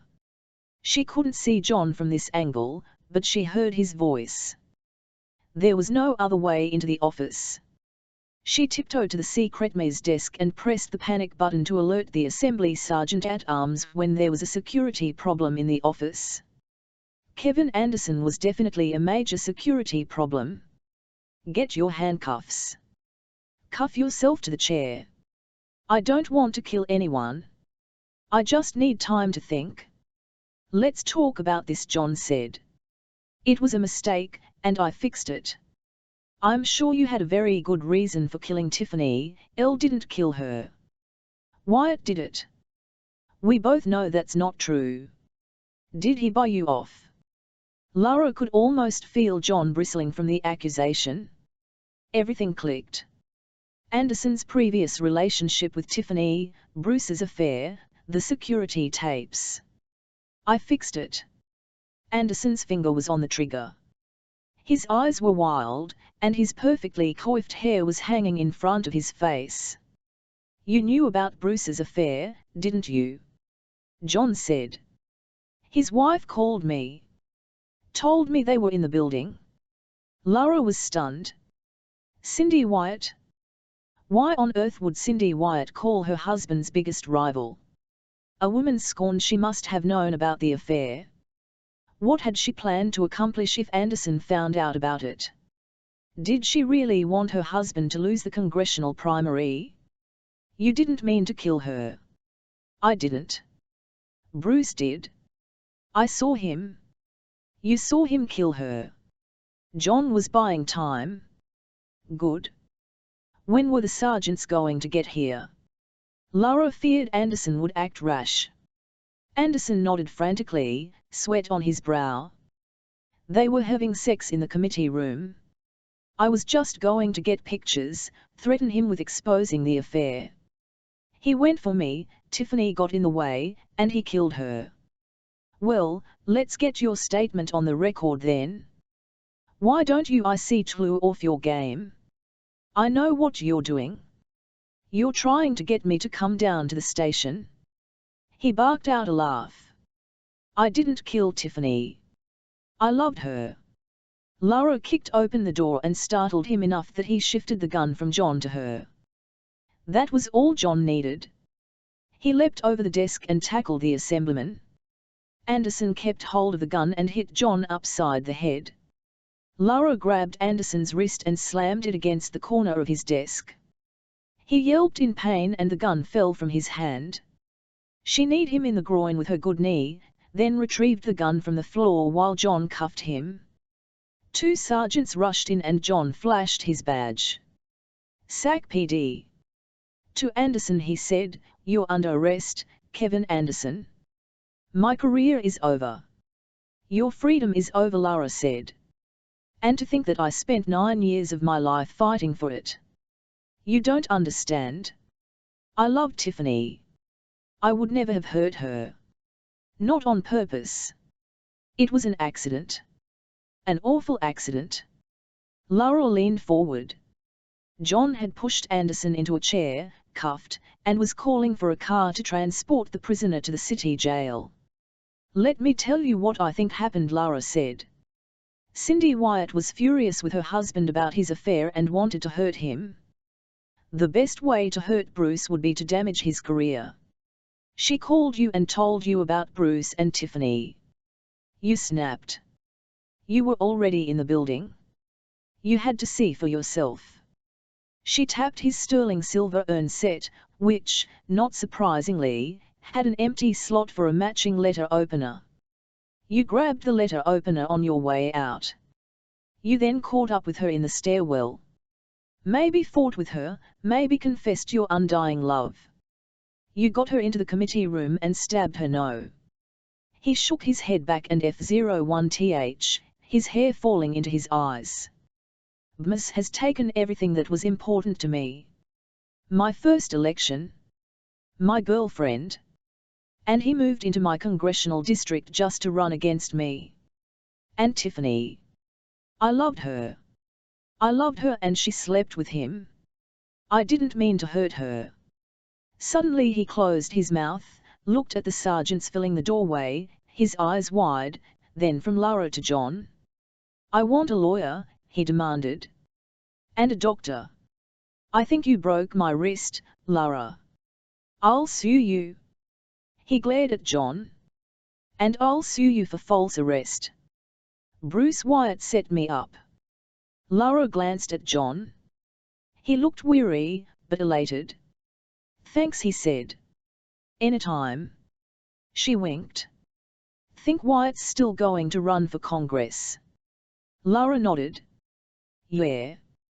Probably be a bloodbath with the scandal and the affair, but ironically, the more people in the race, the better chance Wyatt has of squeaking out a victory." "Over my dead body," Anderson spat out. John motioned for the sergeants to keep an eye on the prisoner. "I'll be right back." He took Lara's hand and escorted her from the office. He stepped around the corner and kissed her. "Ready to go home after I book him?" he asked. She raised an eyebrow. "Your house or I'll stencil your name on my mailbox first thing in the morning." Now or never, Lara thought. John was worth the risk. More than anyone she'd known. "I don't cook," she said. "Except breakfast. I'll like breakfast." He stepped forward. "You make breakfast, I make dinner." "Sounds good to me." She smiled. "Sounds good to me, too." Killing Justice Senate Pro Tem Simon Beck sat in his high-back leather chair signing letters, the tall, narrow window behind him framing the Tower Bridge at the far end of Sacramento's Capitol Mall, the morning sun making the elevator bridge appear golden. His secretary Janice escorted Senator Matt Elliott into the office, offered him coffee, which he refused, then quietly retreated. Simon had been expecting the confrontation since Elliott called him at 6 in the morning and said nothing, allowing the tension to build. It didn't take long. Elliott slammed his fist on the antique desk and leaned forward, his knuckles white. "You bastard! You stacked the committee." Simon placed the pen precisely on the blotter, sat up straight, and clasped his hands in front of him. "Sit down, Senator Elliott." The pulse in Elliott's neck throbbed. He pushed away from the desk and paced, running both hands through his dark hair. "You promised you wouldn't fuck with my bill package." That was TME.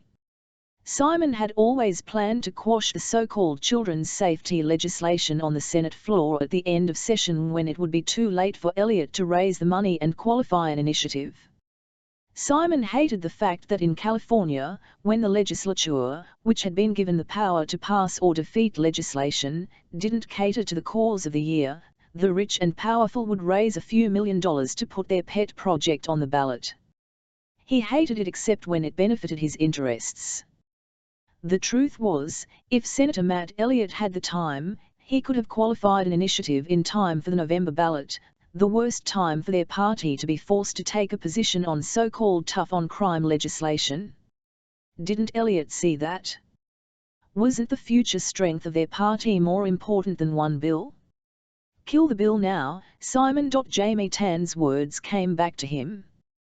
The head of the Juvenile Justice Alliance, which operated nearly 200 group homes for juveniles in the criminal justice system, had made it perfectly clear that if Elliott's bill passed, they'd pull all support. It was an election year and they wanted to take no chances on a vote by the full Senate. The bill had to die in committee. Worse, Tan had brought the head of a prison reform group and one of the two major trial lawyer organizations into the meeting. The warning was clear: screw them, his election well would run dry. That was the biggest problem with term limits, Simon realized. Before the electorate put in limits, the leader had real power. Now, special interests had the power. Jamie Tan would be around longer than Simon Beck, and Tan knew it. Simon had no choice but to back down. If he lost even one seat this election cycle, he'd be unceremoniously dumped as leader. "Put Paula back on the committee," Elliott demanded, stopping in front of his desk. "Forget it, Elliott. My decision is final. I'll bury you, Beck. You're the outcast of our party, a maverick." "Ha! No one TMSTSU. You're just as likely to vote with the Republicans as vote with us. So you won Paula over to this issue, but you know damn well she'll never agree with you on your other pet projects." "This isn't a pet project. My bill will save lives." Beck waved his hand in the air. "Don't believe your own press releases. Damn you, we can make a difference. Do you realize what's at stake? Do you know how many people will lose their jobs if your bill passes? Do you understand that the state is under court order to decrease the prison population? All your bill would do is make the crisis worse. Tell that to Timothy Stewart." "Wait, you can't. He's dead. That's what this has all been about. You want to destroy an entire industry because of one mistake." "One?" The Stewart case is only one example of the problems with the current system. Simon's phone beeped. On cue. He'd told his secretary to never leave Matt Elliott alone in his office for more than 5 minutes. "Yes, Janice. Right, I'll take it." He covered the mouthpiece. "Get out, shut up, or your career is over." Senator Matt Elliott hung up with the fiery Paula Ramirez, who was as livid as he was that Beck had replaced her on the Public Safety Committee. Matt had spent the entire 3 years of his legislative term working on Paula, earning her trust and respect. It all came to a head when he asked for her support of this bill, against their party line. Matt was the maverick, the others expected him to vote however he damn well pleased, but Paula was one of theirs, a dyed-in-the-wool, intellectual, steadfast liberal. And he'd won her over on this issue. He'd also grown to like her, though they still didn't see eye to eye on criminal justice reform. It was Hannah Stewart, the slain boy's mother for which Timothy's Law had been named, who'd swayed Paula. Her raw, honest testimony that Matt, a former prosecutor, could only attest to, not recreate. She'd been to hell and back in the 5 years since her son had been murdered. Matt had been the assistant district attorney when her son's killer had gone to trial. He'd been with Hannah since the very beginning. It was that case that had prompted him to run for office to change the laws that he had vowed to uphold as a prosecutor. And now he had to tell her that not only was the bill dead as the result of political posturing and corruption, but he didn't think they had the time or resources to qualify an initiative for this year's ballot. It would be put on the back burner until the next election. His chief of staff, Greg Harper, knocked on the door. "Mrs. Stewart and her sister are here. Send them in." He stood and walked to the door to greet them. Matt felt like a prosecutor again, giving bad news to surviving family. He'd always hated that part-off job, and this was worse because he knew Hannah. "What's wrong?" she asked as soon as they sat down on the couch facing his desk. She'd always been perceptive. Even when she was going through the emotional ringer during Ricky Coleman's trial, she'd picked up on the subtleties of the court testimony. Paula was removed from the Public Safety Committee, Matt said. She was replaced by someone who opposes Timothy's Law. "Why? I told you this was going to be a tough sell." "But after Senator Ramirez agreed to support Timothy's Law, we had the votes, correct?" He nodded.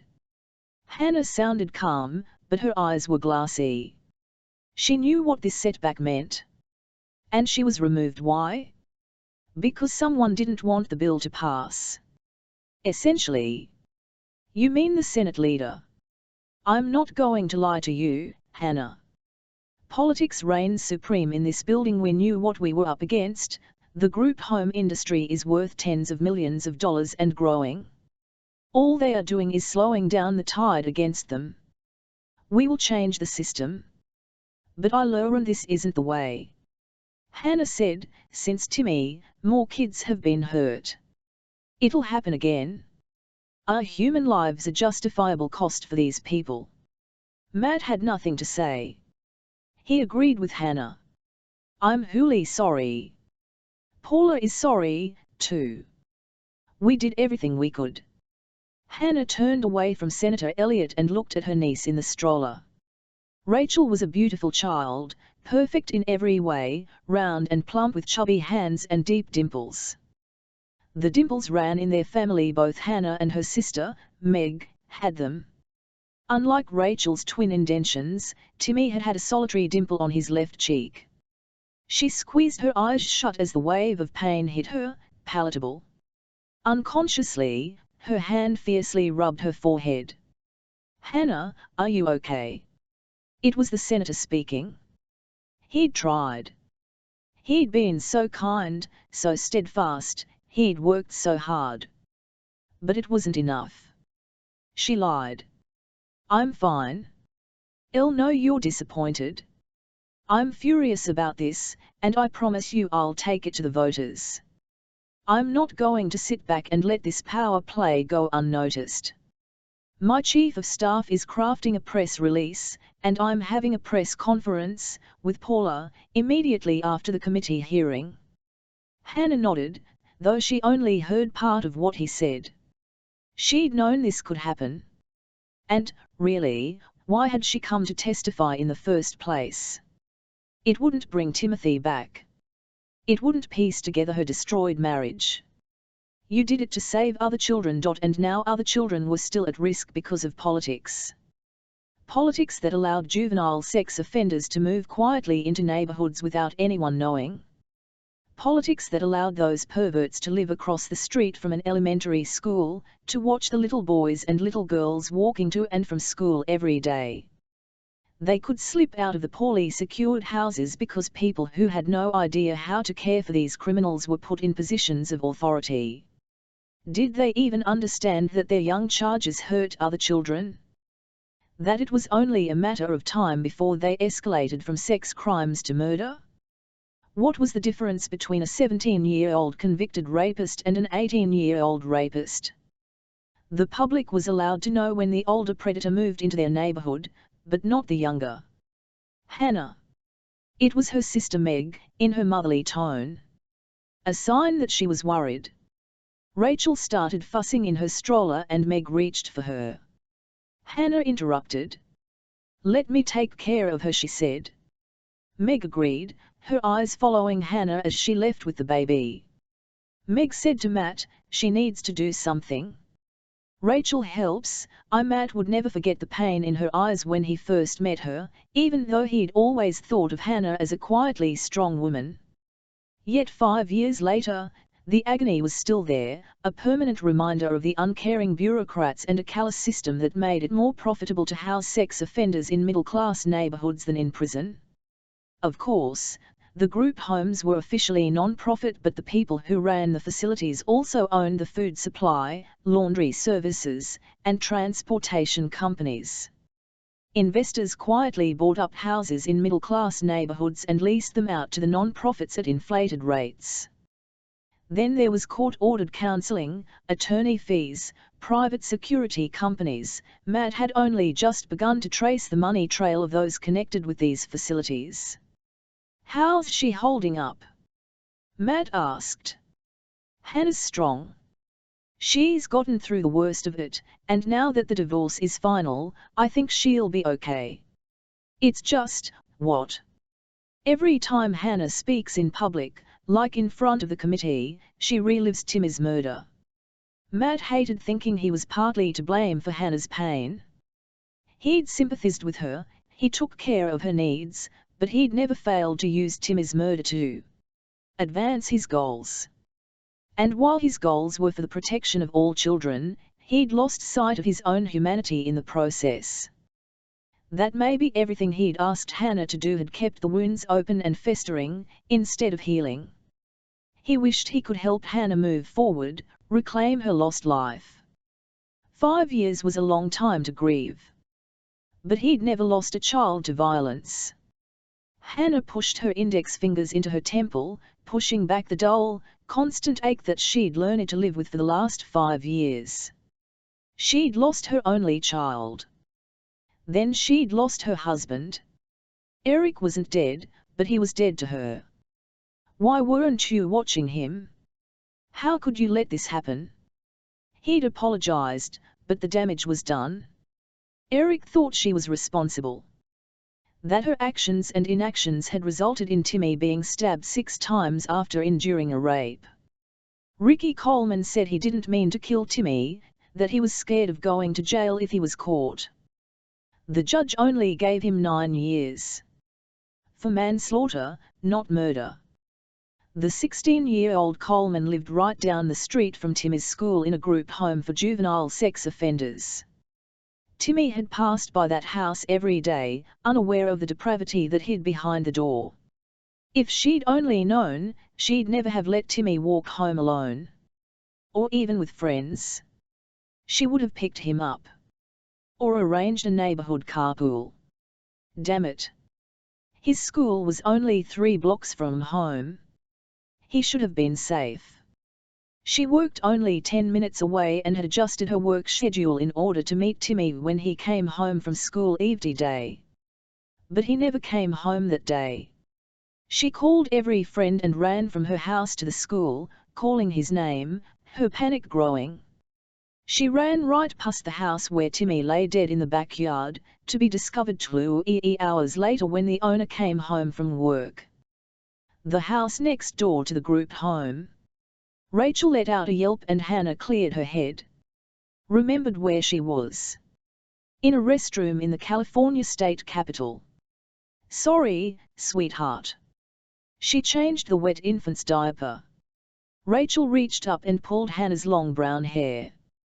Hannah was in the handicap stall, which she'd often used when Timmy had been in a stroller. Now, she needed it for privacy more than the room. Sorry, Rachel, she murmured as she reached under the stroller. Her hand touched the cold metal. Are you sure? Of course she was sure. Her son was dead, her marriage was over, and she had nothing left but distant memories of happiness. Rachel gurgled in her stroller, reached again for Hannah's hair. She allowed the baby to grab a handful, a tear falling onto Rachel's little pink dress. "I'll love you, Rachel," she whispered. "I'll hope your mommy forgives me." Hannah loosened the gun, which she had strapped down with duct tape under the stroller that morning when she volunteered to load Rachel's stroller into the car. She had watched people coming and going through security during her numerous trips to the Capitol.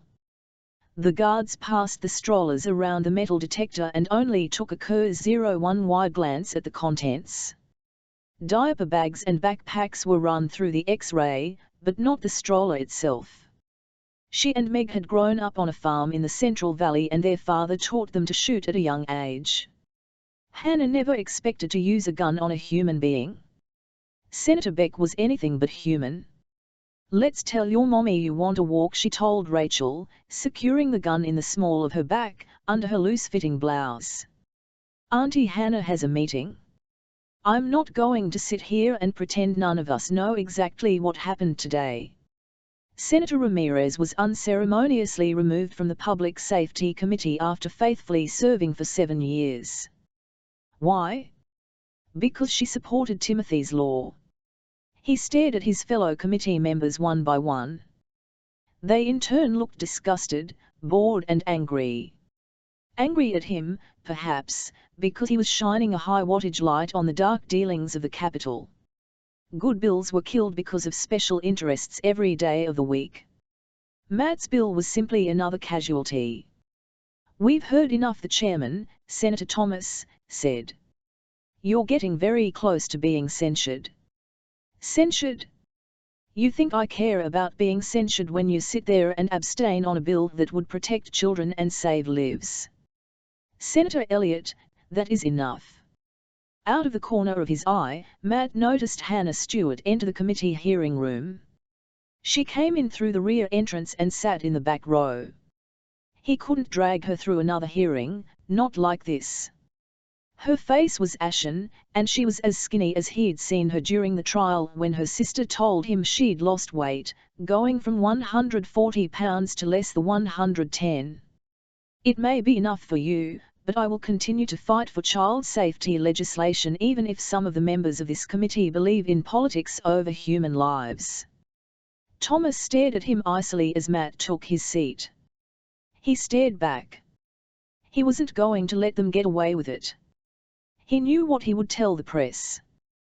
Without fanfare, the committee voted. 3 ayes, 4 abstentions.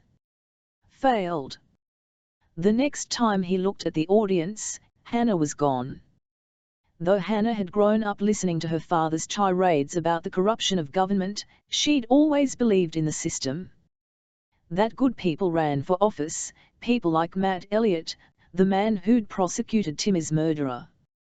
The man whose eyes teared up when he told her the judge was going to give Coleman a lenient sentence. That Ricky Coleman would be a free man at the same time Timmy should have been graduating from high school. Senator Elliott was not to blame. He'd done what he could. It just wasn't enough. It was Beck's fault. Simon Beck, the man who'd stacked the committee for the sole purpose of killing Timothy's law. A man who cared more about politics than a little boy who'd bled to death, alone, crying for his mommy. Hannah screamed, but no sound escaped her tight throat. She heard Timmy's silent pleas every time she closed her eyes, every time she tried to sleep. But never in daylight, never like this. She pretended to look through her purse as she watched the traffic in the corridor. It didn't take long before she saw the group she needed. 6 women of different ages walking with briefcases, and she quickly trailed after them, standing only a foot from the rear as they opened the door and piled into the senator's waiting room. The short woman of the group announced them. Betsy Franklin with the Nurses Coalition. We have a meeting with Senator Beck. The secretary checked the schedule, nodded, and told them to have a seat, and she would let the senator know that they'd arrived. If any of the women noticed her, they must have assumed she also had an appointment with the Senate leader. They didn't comment. She didn't offer an explanation. She sat in a chair while Nurse Betsy Franklin spoke to Beck's secretary. Hannah hadn't been in this office before, but she was a good observer. She watched as the secretary vaguely nodded toward a door behind her and to the left. Was Beck's office right on the other side of the door? Or down a hall? Now that she'd made her decision, an eerie calm descended around her.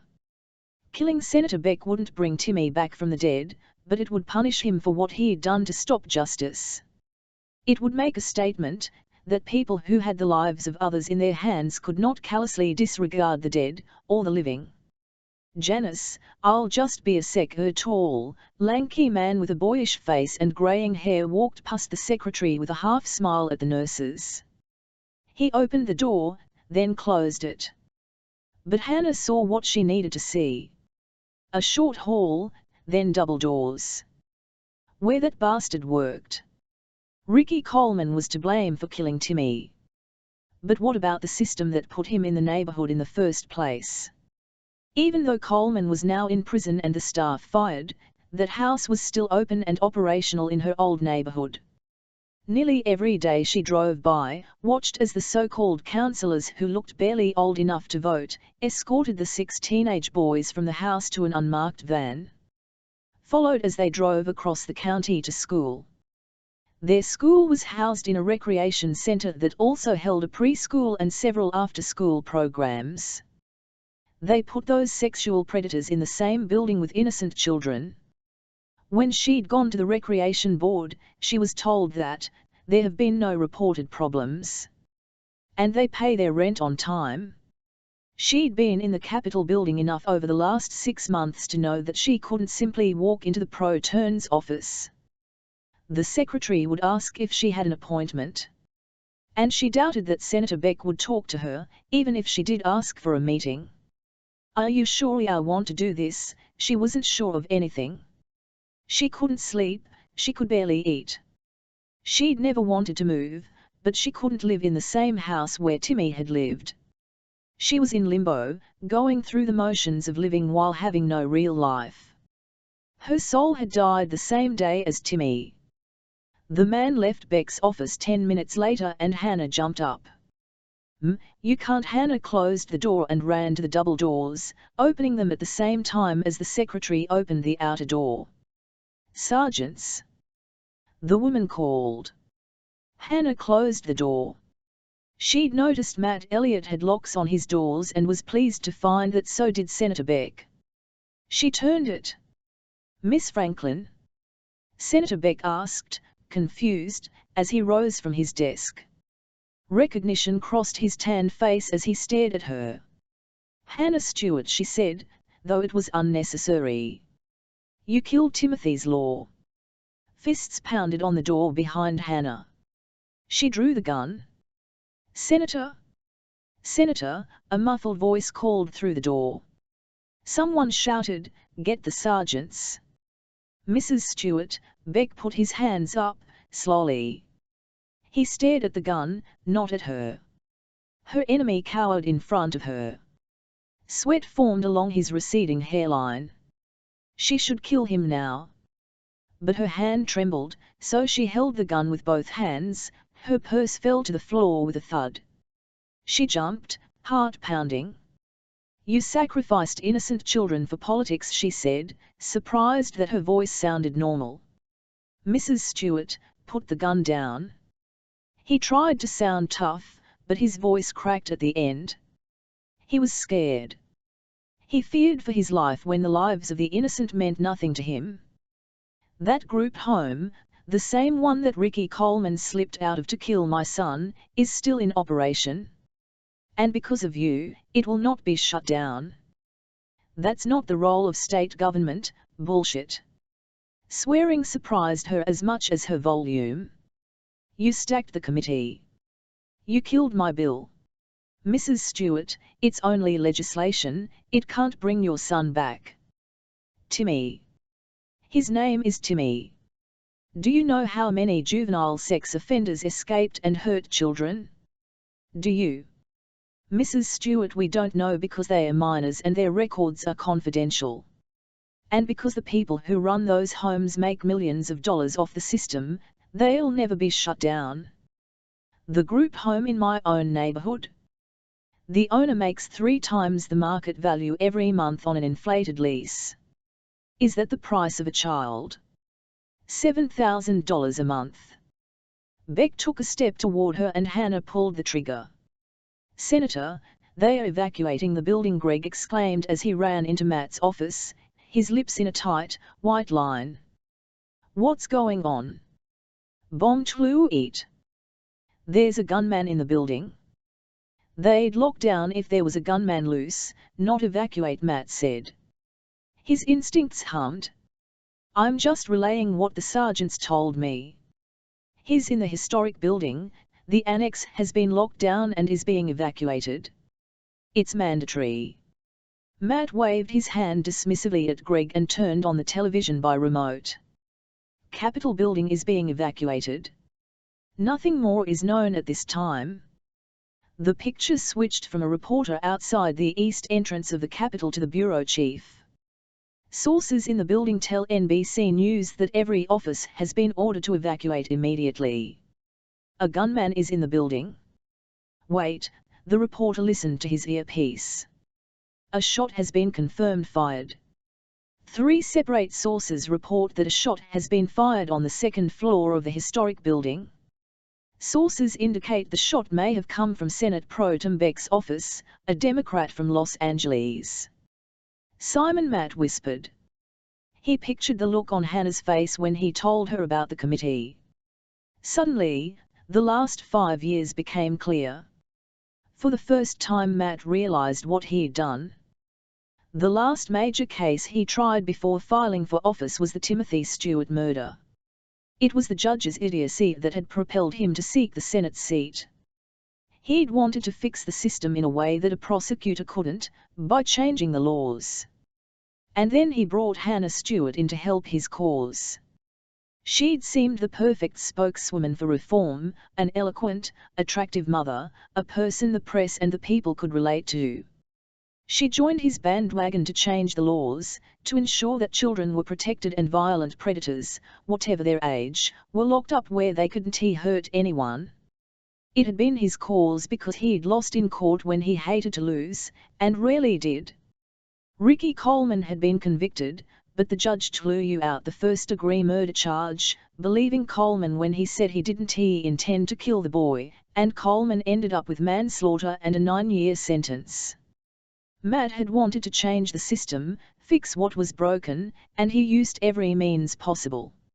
Including a woman so devastated by grief that she hadn't truly lived in 5 years. He suddenly knew who the gunman was. He had unwittingly created her. The sergeant-at-arms, Bob Bush, ran a hand over his mustache, a nervous habit he'd thought he'd broken. In charge of Capitol security for the past 20 years, he'd had his share of situations. But never had a shot been fired in the Capitol under his watch. CHP is on alert, Jefferson said. They stood outside Beck's office, which had been immediately evacuated after the gunshot. He'd just debriefed the secretary, who didn't know anything. Where's the damn security tool? The security camera outside the senator's office would have recorded who'd passed through the door. They are viewing it downstairs right now, Jefferson said, listening to his earpiece.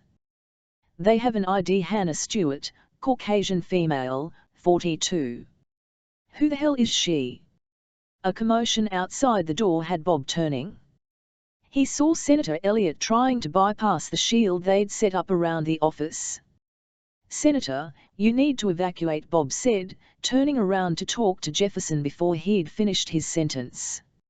"I know Hannah." Bob stopped, turned to him. "She won't pick up the phone. We've been trying to call into the office for the last 5 minutes. She'll talk to me. Please, let me go in." "I can't do that, we don't even know if Senator Beck is alive."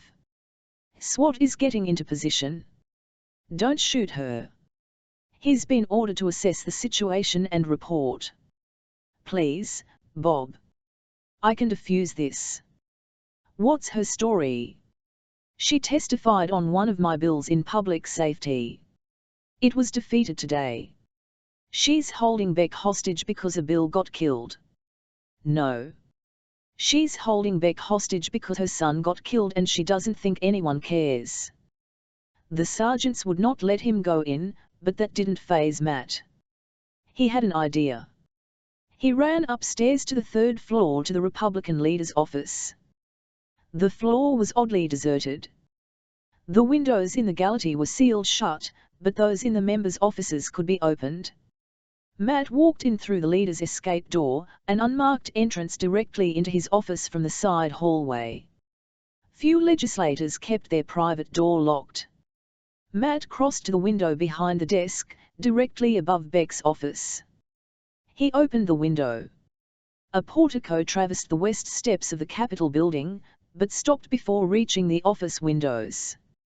Matt looked down, swallowed heavily. A 3-foot ledge ran under the windows, but if he slipped the drop was already precarious because of the 17-foot ceilings. But broken ankles were the least of his concern now. To his left was a spindly palm tree, to his right the top of a tree with long, narrow leaves. It didn't look sturdy enough to climb down, but if he fell from the ledge, the tree would prevent him from hitting ground. He knew Beck's little secret. After hours, he often opened that window and leaned out to smoke cigars. Not once had Matt seen him lock it. Without hesitating, Matt flung open the far window and climbed out, holding onto the ledge, his legs dangling over, and assessing the drop. He hung there only a moment before falling. Slam! Right on the ledge. His knees protested, but nothing broke. He teetered a moment, grabbed a thin branch to steady himself. He shook off the pain, shimmied along the ledge to Beck's unlocked window and pushed it open. Hannah stood over Beck's desk, a gun aimed at his chest. Beck's face was ashen and he lay awkwardly across his chair. He was too late. "What the hell was that?" Bob Bush exclaimed at the faint thump coming from outside the building. Jefferson listened, then said, "SWAT reports that a man jumped from the 3rd floor onto the balcony and has entered Beck's office." Bob bit back expletives. "Who?" "No confirmation yet. He was wearing grey slacks and white button-down, rolled up at the sleeves. Dark hair, approximately 6 foot 1 inch, Matt Elliott. Ring the office." Damn it, did the senator want to get both him and Beck killed? Bob held the phone to his ear as it rang and rang. "Let me answer the phone," Matt told Hannah. "Why are you here?" "Hannah, please." She didn't respond, and Matt slowly reached over to Beck's desk, watching Hannah's eyes the entire time. He pressed line 1, picked up the phone. "It's Matt Elliott." "Senator, what are you doing?" Bob Bush exclaimed. "Beck is alive. Give me 5 minutes." He hung up over Bob's protests. "Hannah," he said, "you don't want to do this." He glanced at the Senate leader. There was no blood, she hadn't shot him. Something was still wrong. Beck's mouth moved rapidly, but no words came out. He was pale and his left eye seemed to look in a different direction than his right. Heart attack. Didn't matter, Beck needed medical attention immediately. "You don't want to kill him?" Hannah looked at him with blue eyes filled with anguish so tangible Matt's own heart broke. "No one cares about Timmy," she whispered. "You care, Hannah. You've done everything you can. I'm not going to let anyone forget about your son." Tears welled in her eyes. Today he would have been 15. Matt had forgotten. He'd breathed nothing but the Timothy Stewart homicide for 5.5 years, but he hadn't remembered the child's birthday. His mother would never forget. "I'm so sorry, Hannah. I've done everything I could to make sure no other mother suffers like you have." She shook her head. "Here," she waved the gun at Beck and swallowed.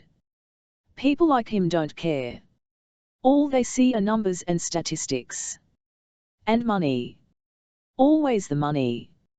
Like the life of a child has a price on it.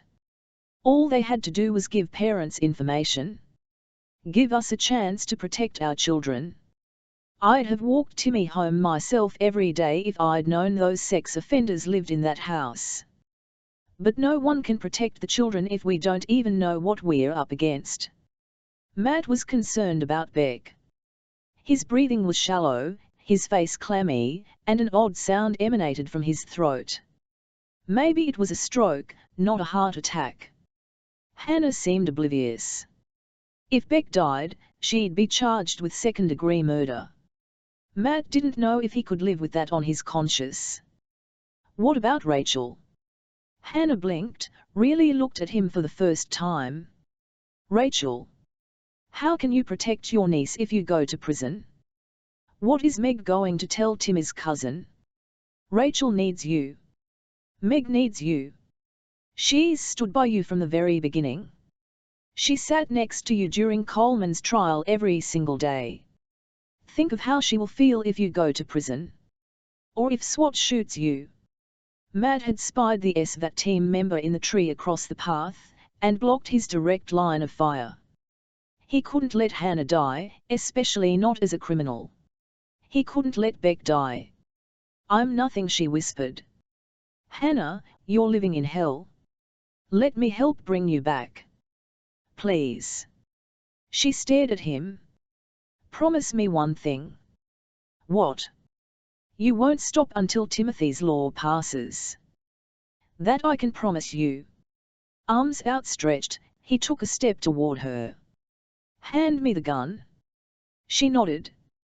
His momentary relief that she was giving up the fight dissipated as Hannah brought the gun to her head. "No." He leaped toward her. The gun went off. 3 months later. "Matt, Sandra Cullen is here to see you." "Thanks, Bonnie." Bonnie was the last of his staff. When he announced last month that he wasn't seeking re-election, his entire staff found other jobs. He didn't blame them, though there were still 6 months left in his term. He didn't care that he was staffless. He had nothing he wanted to accomplish, at least in this building. He'd already done all the damage he could. Sandy closed the door behind her. She was a petite woman, skinny through excess energy. She'd been the district attorney of Sacramento County for coming on 12 years, as well as his former boss. He had complete respect for her. It was Sandy who had tried to stop him from running for state senate. He'd accused her of playing politics, he was taking out a member of her party. But in hindsight, she'd wanted to spare him the pain of failure. An idealist in government simply tilted at windmills, she'd said.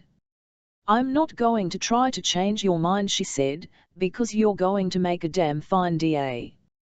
When Sandy had announced her retirement, Matt had tossed his hat into the ring. She'd endorsed him immediately. Already, he felt like the world that had crashed down 3 months ago was rising just enough to allow him to breathe. "Thought you might like to know that my office just accepted a plea on Hannah Stewart's case. She'll remain at Napa State Hospital for 12 months. No jail time." Sandy frowned. "I know you think I'm callous, but I couldn't fight for jail time on this one. I would have got it. But in a trial, I think I would have ended with a hung jury." She wanted, and needed, to go to the mental hospital. Thank you. I read in the paper that Beck was released from the hospital yesterday. Is he coming back? It was unclear. He's still incapacitated from the stroke. He doesn't have mobility on his left side at all, though he's regaining his speech. Have you seen him? No. And Hannah? He paused. Once. It had been awkward for both of them. He thought originally she'd been too embarrassed and grateful that he'd knocked her hand away before she killed herself. Instead, she'd blamed him for her failed suicide attempt. I just don't want to live anymore. Matt, I always said you were too good for this building. He shook his head. Wouldn't it be better if there were more people here like us? Then maybe we could make a difference. She smiled sadly. When hell freezes over. Above reproach 1. The victim is Ashley Young, the responding officer, Sampson, told me as I approached. It was officially Tuesday morning, 12:02 a.m. I recognized Sampson from the station, but hadn't worked a case with him. We found her purse over there. He gestured toward the dumpster near where the alley and walkway intersected. He handed me her California driver's license. Ashley was 24, 5 feet 5 inches tall, 110 pounds, blonde hair and blue eyes. Pretty and blonde, just the way Greg Keller, aka the River City Rapist, liked his prey. I stuffed my hands back into the pockets of my wool coat. The fog had thickened after the sunset, penetrating my bones. The fog layer was supposed to keep the rain away, but the ground had been wet after a week of this unending dreariness. Usually I liked the grey, tonight it was simply depressing. Why are we still in the alley? Miss Young started to panic when I suggested we go to the car. My partner fetched the blanket for her. His tone was a bit defensive. My reputation preceded me once again. Good, I said, hoping to smooth the relationship. I was known as the stereotypical bitch cop. The reputation wasn't wholly warranted, it stemmed from a couple cases early in my career. But like the game of telephone, truth became distorted in the repeated telling. I said, check on the ambulance, would you please? The paramedics should be here by now. Sampson stepped aside and got on his radio. Ashley watched me as I approached. I showed her my badge. I'm Detective Selena Black with Sac PD. It's my job to find the guy who did this. She just stared, and I feared she was going into shock. Her arms were wrapped around her stomach, the blanket tucked firmly under her chin, and when I stepped closer, she pulled away, rubbing against the filthy brick wall that reeked of urine and garbage, pulling herself into a tighter ball. I needed to give her a moment to feel comfortable with my presence, and then I'd start asking questions. The poorly lit corridor where she'd been attacked was long and narrow, made for walking, not driving, connecting the alley with the street. The businesses here were all closed, only the bars were open past 10. The fog turned what little light we had into halos surrounding the lamps. The damp air would get thicker, making evidence collection next to impossible, if we waited much longer. The sign for the Sweet Tooth with its colourful lollipop logo against the grey employee entrance didn't fit the scene beneath it, a young woman huddled under a scratchy wool blanket in the corner, shaking and trying to convince herself that none of this had happened. My older brother John and I used to harvest change from under the cushions of our couch planted there, we knew, by Dad's cop friends, and spend it at this same candy shop. Old Sacramento is best known as home of the Jazz Festival, called the Crime Festival for those of us who work overtime Memorial Day weekends. Old Sac boasted a real paddleboat that doesn't run, and a steam train that does. When I was little, on Sundays after church, John and I explored every store, alley, and nook in the square half-mile that made up Old Sac while my dad hung out at the sports bar.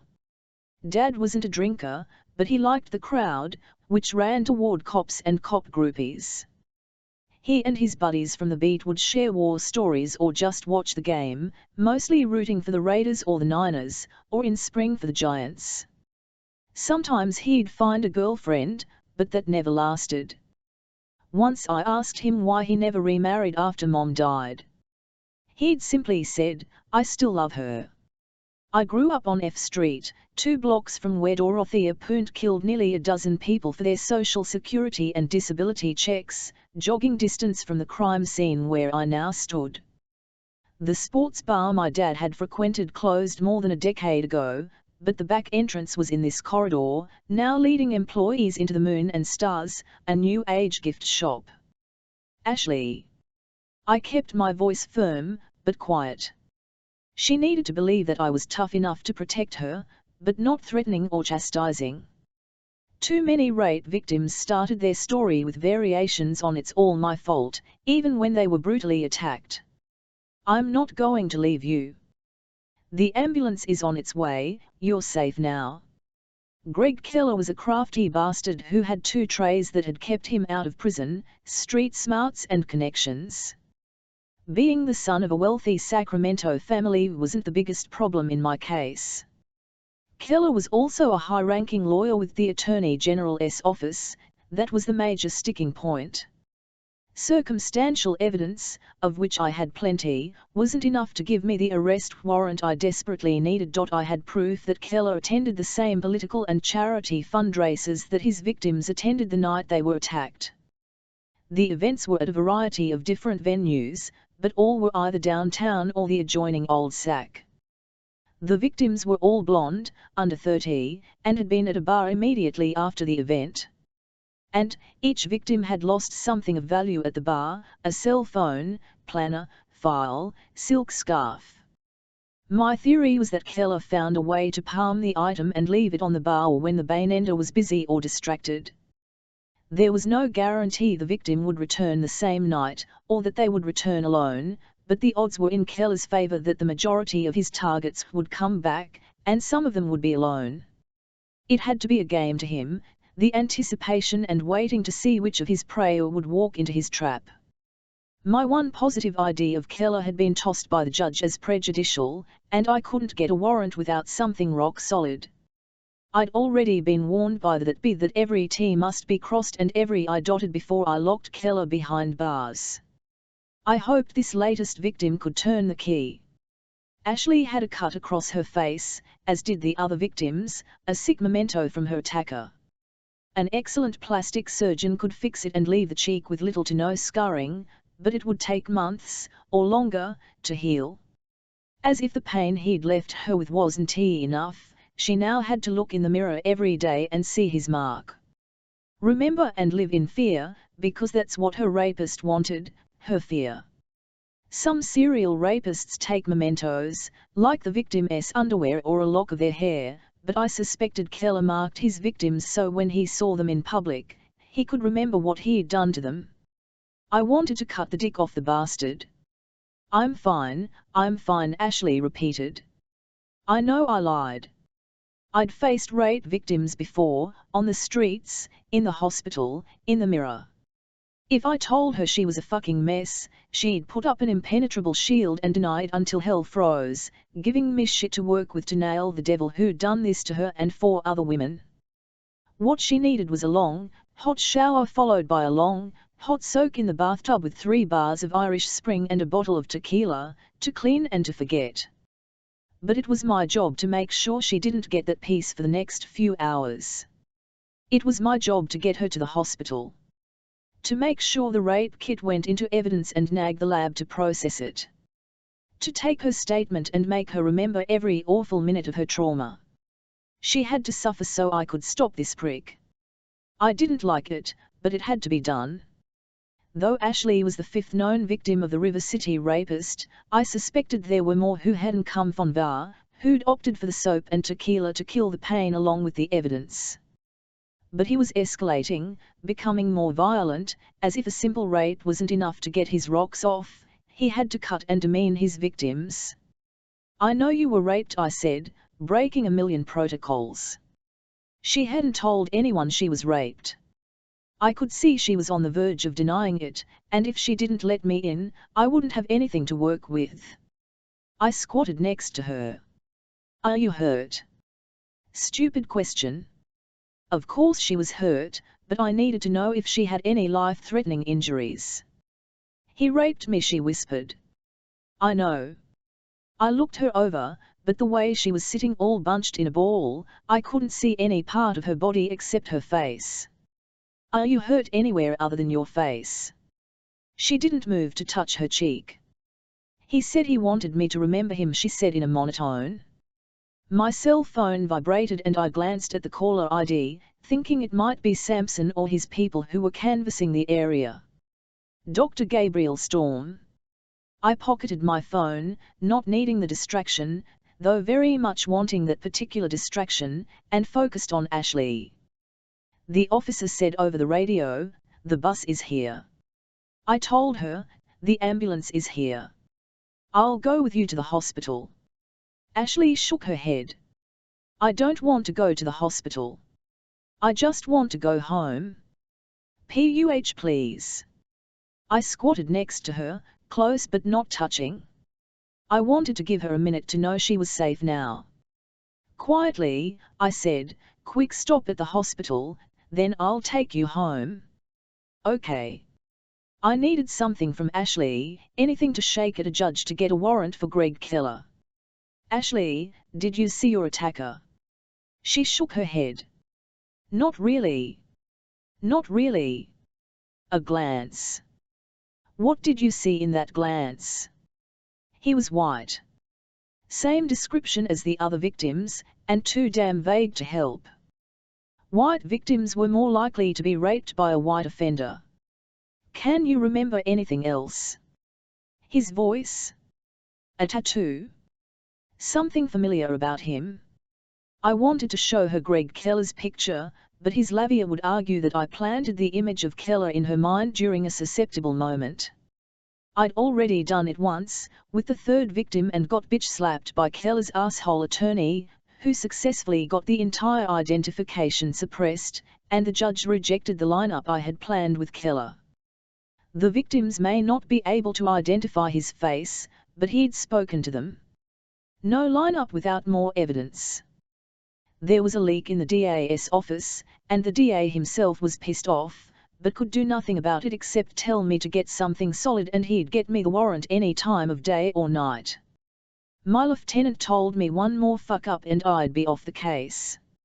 I hadn't done anything wrong, it was a grey area, but I was within my rights. I'd figured out the rapist's MO after the second victim and pulled the guest lists of the events they'd attended. There were over a dozen white men between 25 and 40, the basic profile of the rapist, and I'd printed all their pictures to show the two victims. But they hadn't seen their rapist and couldn't ID any of them. I had the pictures with me when called to the third attack crime scene. Keller happened to be on top and she ID'd him. I couldn't lose this case. If I didn't stop Greg Keller, other women would suffer. He was escalating, becoming more violent, targeting women more closely together. It had to stop, and it would stop at Ashley Young. I heard the gurney from the ambulance bumping down the stone alley. Finally. "Please don't tell anyone," Ashley pleaded. "My mom, she can't know. My work, oh, God, they can't know." Ashley wasn't crying, but her voice had that edge that told me she'd be hysterical if I screwed this up, and hysterical rape victims couldn't give me what I needed to do my job. "Ashley," I said, "I'm on your side. We're here to help you." The tears came. Quiet tears, dropping into her lap. She rocked herself. The EMT pushed the gurney next to me. A light drizzle began. So much for the rain holding off. "Keep the clothes, the blanket, everything," I said. "I know the drill, detective." Ashley averted her head, a rumble of pain coming from her throat. "What is your name?" I whispered to the EMT, "Adam Harper." I squatted again in front of Ashley. "This is Adam. He's not going to hurt you. He's going to make sure you're warm and safe. I'll stay with you, okay? She didn't object when Adam shined a light into her eyes, but they had a wild feral look, like she was ready to bolt. Look at me, Ashley. Any detail you can remember is important. Where were you before the attack? She hesitated and seemed confused, then nodded slowly. I was at Fat Annie's with friends from work. Fat Annie's was a local bar and grill, about 2 blocks from this corridor. What about earlier in the evening? After you left work? The Railroad Museum? We had an event there, I worked the door. What kind of event? My pulse quickened. This was Keller's exact profile. Adam tried to remove the blanket to examine her, but she whimpered and looked panicked. It's okay, I told her. Let Adam, she continued as if I hadn't spoken. We all walked back to the parking lot together, then I got in my car and couldn't find my cell phone. I went back, and then this guy grabbed me and pulled me in here. He held me from behind. I wanted to scream, but he had a knife. He showed me, right in my face, and I froze. He said he'd cut my throat and I believed him. The story was pouring out, and though it was disjointed, I knew it was the truth. I'd heard a similar tale far too many times. The lost cell phone. Retracing steps. The attack. You said you got a look at him. And he ripped my sweater, she said without answering my question. And he had a knife. He cut off my bra and I thought someone would walk by. Someone would stop him. He pushed me down on my knees, he told me I was a bitch in heat. Tears continued rolling down her dirty face while the EMT put a loose bandage over the cut on her face. Adam said, let's put her on the gurney and get her out office garbage. Her pupils aren't responding the way they should, she's shocky. His words cut through the rage burning within me. When I nailed Keller's ass, I would make sure Eve convict in Folsom State Prison knew what he'd done and then he could be given the same treatment he dished out to his victims. We lifted her up and onto the gurney. She was still in a tight ball. Adam said, can you stretch out your legs for me, Ashley? I saw him before, she whispered to me. I saw him at Annie's, and thought I recognized him, but didn't know why. Why would he hurt me like this? She'd seen him. I had an eyewitness. I tried to restrain my excitement. As soon as she was stable and in the hospital, I'd show her photos. If she positively ID'd Greg Keller, and I could get both a search warrant and a DNA warrant. Victory and justice were within reach. I touched her face. I'll find him and put him in jail. I promise. A streak of blood crossed her cheek where I had touched her. I looked down at my hands. The purple gloves I wore were wet. Adam, she's bleeding. He removed the blanket even though Ashley cried out in protest. Shit, he said. Blood seeped from Ashley's fingers, which clung tight around her waist. Did he stab you? I asked. She looked down as if just remembering she was injured. It's just a scrape. I'm fine. Really, please, I want to go home. She was anything but fine. I pulled her hands away and restrained them so the medic could do his job. Ashley screamed, no. No. Ashley, I'm here.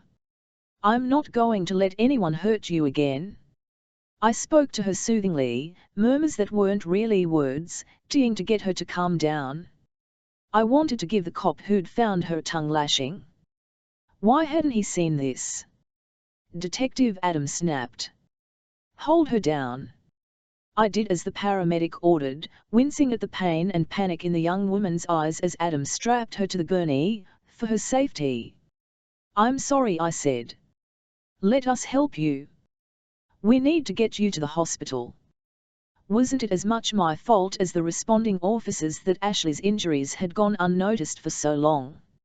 I could have inspected her body. I probably should have. It didn't matter that she told me she was fine. I knew better than anyone that victims often lied about their injuries, especially at first when they were in shock, as a measure of protection while their brain processed what had happened to them.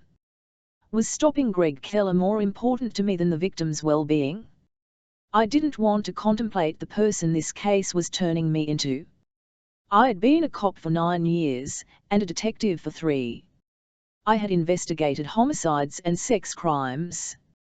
I had seen the worst that people could do to others, and until now, I had handled each case professionally. I knew why I took Keller's continued freedom personally. It wasn't just the fact that I'd been in Ashley Young's shoes 15 years ago, it wasn't just that Keller was a brutal rapist who was a threat to women of Sacramento. It was because I knew he was guilty, and he knew I knew he was guilty, and I could do nothing to stop him. Ready, Adam said. Help me push her out. I did, glad that someone else had taken over at this point. Ashley was out of my hands, but her assault wasn't. The EMT met us at the corner and took over from me. They wheeled her into the ambulance. I ordered the cops standing guard, secure the scene until the CSU gets here. Then I ran toward my car to meet the ambulance at the hospital. 11. The bustle of the shift change woke me.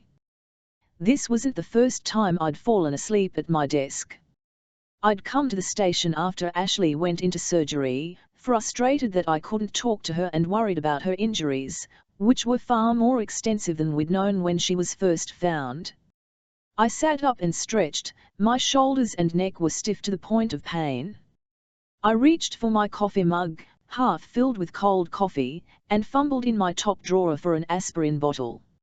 I swallowed 3 pills chased with disgusting coffee before noticing that Joe Lynn, my partner on the River City rapist investigation, was sitting across from me. You've been here all night, he said matter-of-factly. You heard. He nodded once. Why didn't you call me in?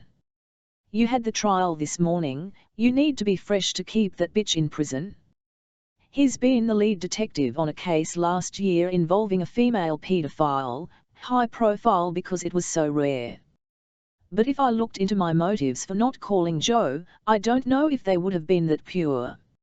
Joe was a good detective, but he'd been pulling back on Keller.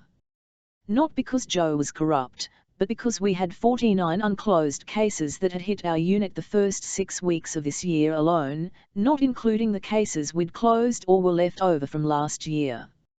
I'll read the report you filed last night. Sounds like our guy. What did you fall asleep in the middle of doing?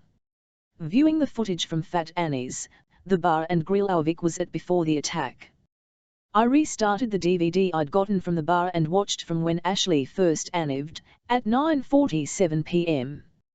I didn't remember when I had fallen asleep, so I fast-forwarded, keeping my eyes on the screen while Joe talked. The DA promised to call me to the stand this morning. He hopes it doesn't go until after lunch, so I'm all yours this afternoon. Harumph, I muttered. I didn't have a lot of faith in the DA's office right now. They were as intimidated by the prospect of indicting Greg Keller as half my department. Going after the Attorney General's Ivy League pet lawyer made everyone squeamish. What are your plans? I'm going to get a warrant. Warrant? For what? Keller's car and clothing he wore last night. I'm working on getting the guest list from Ashley's employer, but if I can find him on tape at Fat Annie's, that'll give us something to take to a judge. I can put him at the same place Ashley was before her attack, we have a shot. I hoped. But she didn't identify her attacker, right? No, but she said she recognized him. She didn't know his name, but said she'd seen him somewhere before the attack.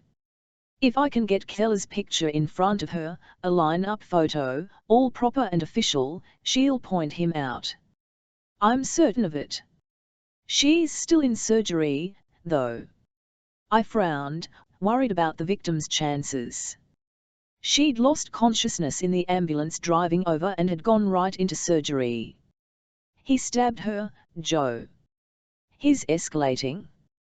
The rapes are getting closer together, the attacks more vicious. Before it was just their faces, now he stabbed her in the stomach. I don't think a judge is going to give us a warrant for Keller unless she can positively ID him. That's why I'm doing this.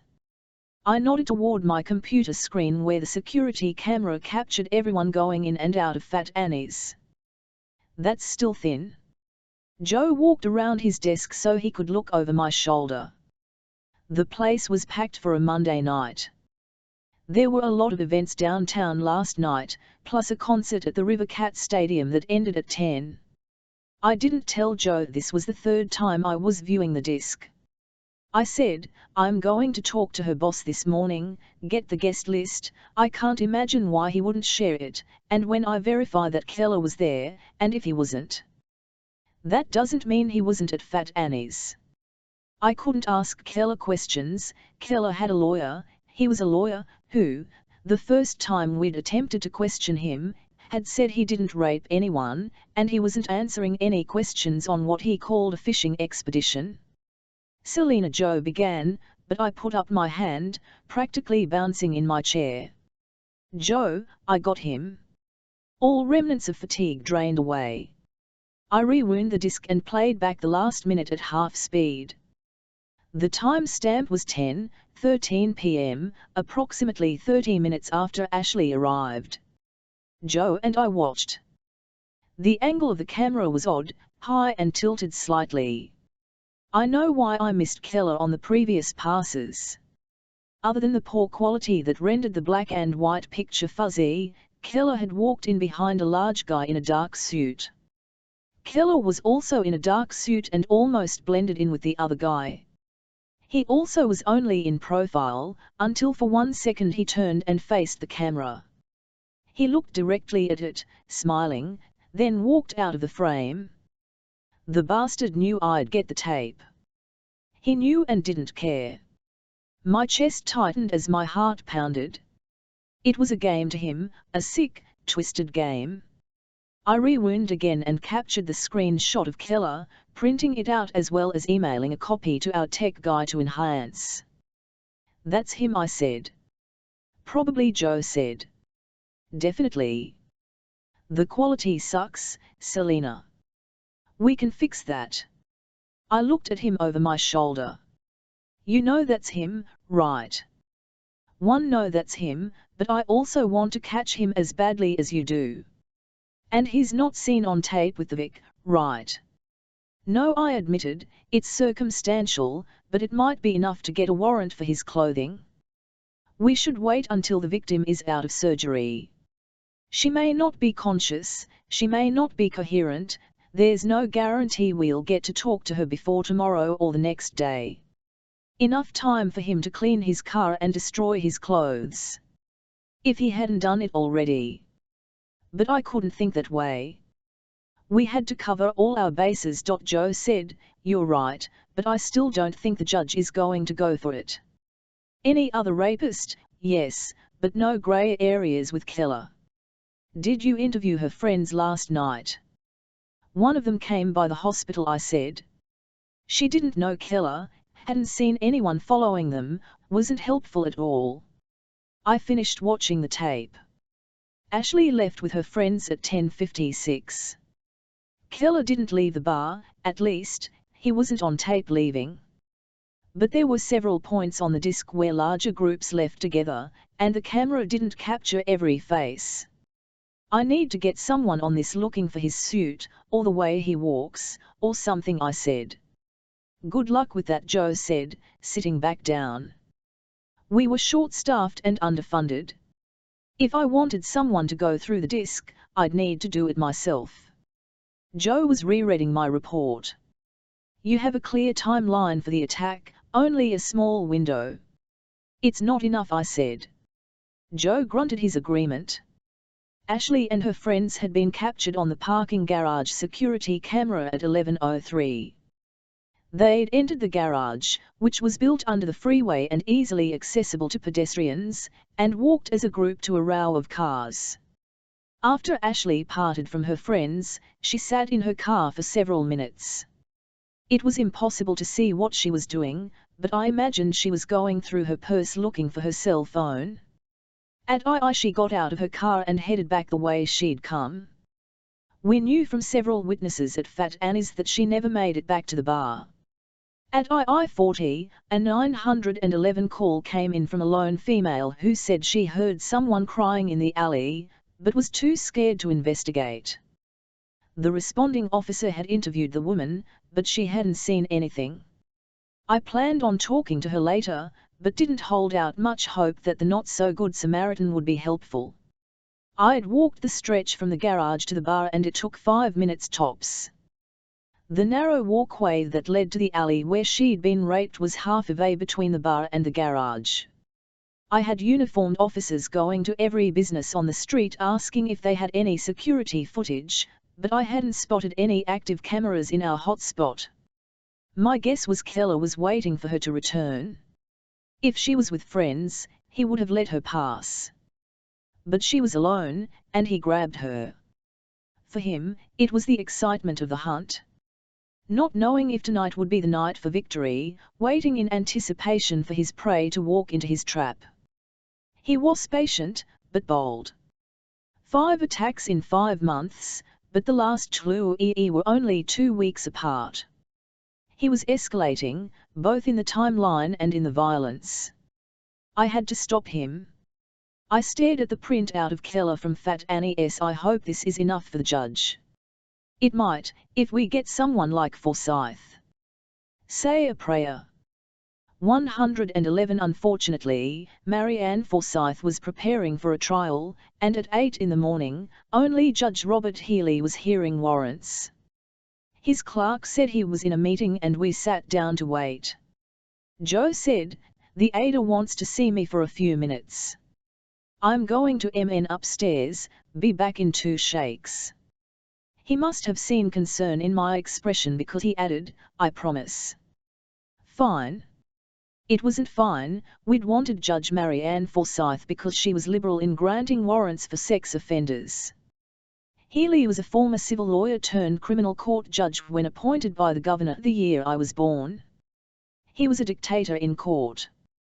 Great when you got him on the bench because he didn't take bullshit from anyone. In fact, I didn't think he particularly liked anyone. If you had your case in order, you fared well in his court. If you let one thing slide, didn't cross one damn T, you were reamed. Getting a search warrant was a bitch. We were so screwed. I couldn't sit, both tired and antsy. I had Keller on camera, but that didn't mean he'd raped Ashley Young. I didn't have a frame where the two of them were together, and Ashley hadn't told me anything specific. It was going to a stretch, but I had to try. I hoped she was out of surgery by the time I got to the hospital, and if I could just get one word from her positively aiding Keller, I'd have him. Keller was sly. The one positive ID I had was tossed out, and the victim was so upset and angry with the system, I couldn't get her to talk to me. Maybe he'd scared her, intimidated her. I didn't put anything past Keller. Maggie Van Allen just wanted it all to go away. But rape didn't just go away. It stayed with you, even when you beat it. Even in victory, it was a reminder of the past.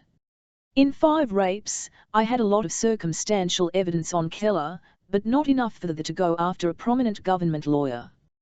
Proximity was the primary evidence. Keller had been at the same location as each victim the night she'd been attacked. The only other commonality was that the victim was blonde, and left their cell phone or another personal item at an event or bar, then went back to retrieve it.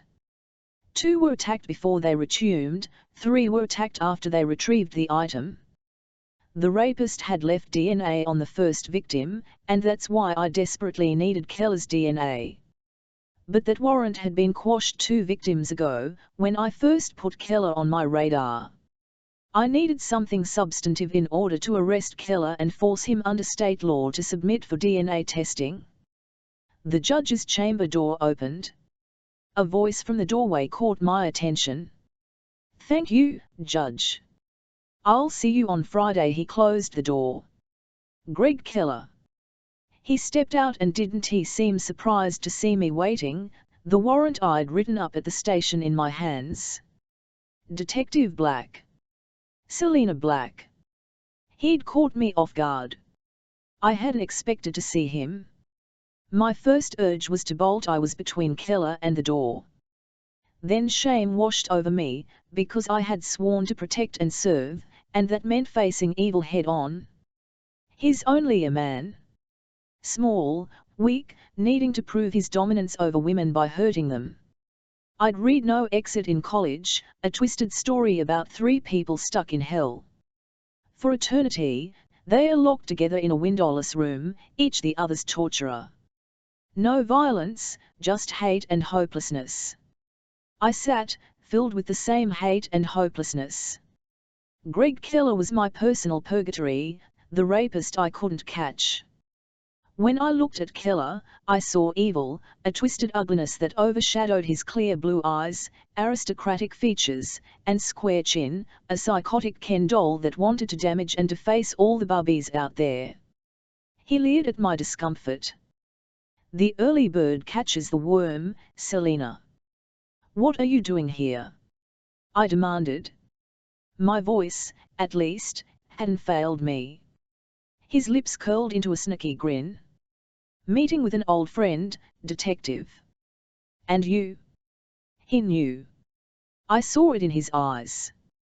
He knew I was going after him again, just like he'd known I'd been warned to back off after Madeline Lane's ID was tossed by a judge. Wash planning on glad-handing it with every judge the morning after he attacks another woman?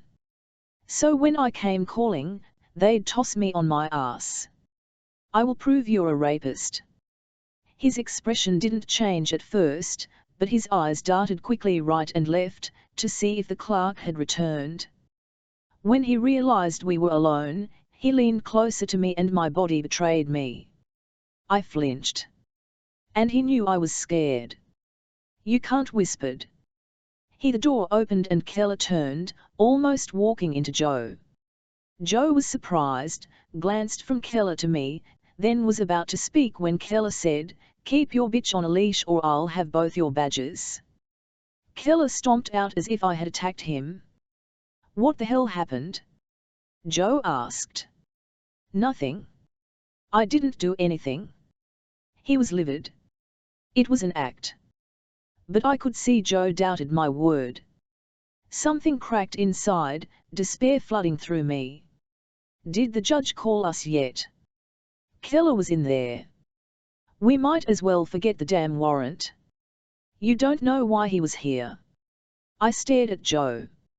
He'd been on this case from the beginning, why was he cutting Keller slack now? The clerk stepped in from the hall. Detectives? Judge Healy is ready for you. I didn't want to go in, but Joe didn't give me a choice. He led the way. I sat like a good soldier while Judge Healy read the warrant. It didn't take long. Healy closed the folder without expression and crossed his hands on his immaculate desk. If I understand you correctly, he said, NLR. Keller is a suspect only because he was in the vicinity of the crime, at a bar 4 blocks from the attack. No, sir. He raised an eyebrow. Did I misread your statement? I said, sir, Mr. Keller was in the vicinity of all 5 rapes. I have the guest lists of the events where both Mr. Keller and the victim were in attendance. The latest rape victim, who is currently in surgery, said that she didn't know her attacker but had seen him at Annie's, the bar where she'd been immediately prior to the attack. I have the surveillance tape that shows Healy cut me off. As I said, it appears Mr. Keller is a suspect only because he was in the vicinity of the crime. The crimes, Joe reiterated. That stretches the bounds of coincidence. You have no prints, no witnesses, no probable cause. We have the rapist's DNA, we just need to match it to Keller. Why not ask for a warrant for all white men in Sacramento County? Healy waved his hands. Have everyone sacrifice their rights on your hunch. Sir Jay began, but I barely heard him. I said, When we spoke to Keller after the third rape, he was patronizing and uncooperative. If he was innocent, all he had to do was submit to a simple blood test. All I'm asking for are the clothes he was wearing on the security tape, plus a search warrant for his car. That's all. Healy mocked. Healy's attitude grated on me, and it didn't help that I hadn't slept all night. As soon as the victim is out of surgery, she'll ID him, I said. Maybe you have a vendetta, Detective Black. I have no vendetta, I said with restrained anger. What had Keller said to the judge? Why had he been here? Healy opened his top desk drawer and removed a thick file. The proof is in the pudding, as my mother used to say. He slapped his hand on the file. Do you remember Clive Robio? Of course I remembered that pervert who went after cheerleaders. He'd walked on a technicality. I'd still be after him if he hadn't moved to LA. Last I heard 3 cheerleaders down there had been attacked this past year. I'd sent LAPD everything I had on him, but they hadn't been able to make anything stick. He was good at covering his tracks, and he played the system like a damn violin, just like Keller. It seems Robio filed charges against you and the department for abuse of authority, harassment, and false arrest. They were all thrown out, Your Honor, I said. His case was thrown out because of lack of evidence. That was because, Healy cut me off. I don't honestly care why, only the final outcome. There've been 7 complaints against you in the past 3 years. By criminals. Every cop in the department has complaints against them. Most have no merit. I'll be the judge of that, he said, then smiled.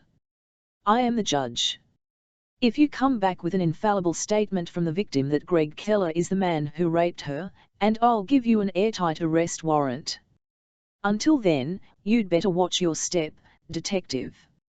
I'm not a patient person.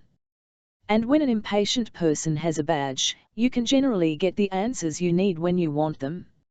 Except in hospitals. All I knew was that Ashley Young was still in surgery. She'd been in for hours, and no one would tell me why it was taking so long, when they'd be done, or how she was doing. I tried calling Gabriel, who'd been the emergency surgeon on call during 2 of the first 4 rapes, but he didn't answer, either. I couldn't sit, so I paced, ignoring the glare of the triage nurse assessing the throng of patients who all claimed to need emergency medical attention. At quick glance, I guessed that 90% of them could have taken 2 aspirin and gone home. Keller must have given the judge the Robio file.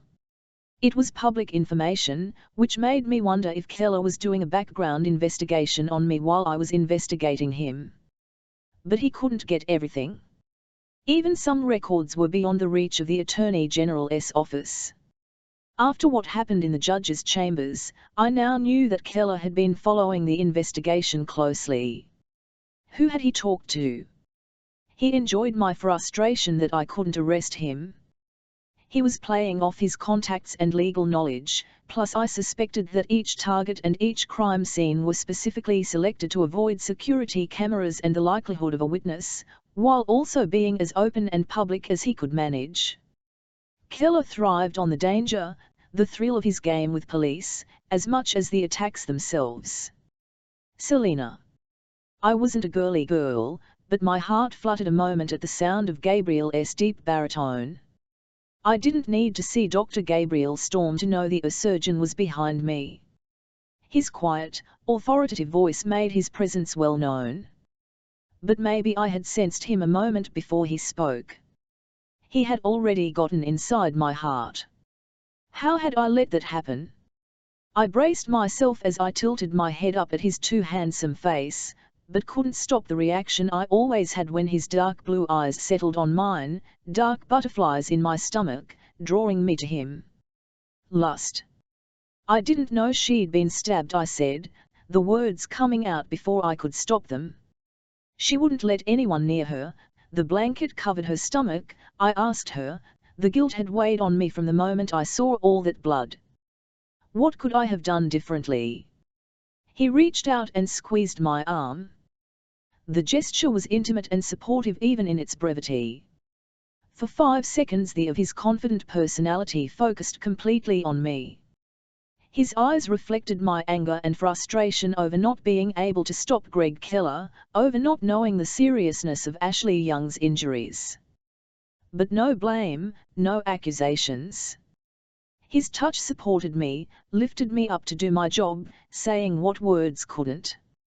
Men didn't generally make me feel feminine or desired, partly because I could play the arrogant, hardened cop as well as any man. Better, because being a girl in a boy job, you needed to be tougher, more resilient, more everything, just to survive. But from the minute I met Gabriel Storm 4 months ago after he performed Stitched Up, the first victim of the River City rapist, he'd made me feel wanted and loved. Which was completely ridiculous. Except for the fact that we'd been having sex whenever we both had a night off. Which was rare. Except that he gave me a key to his condo. Which I had never used. Damn, I wanted to. Business first. Then we could celebrate the victory when I locked Keller in jail.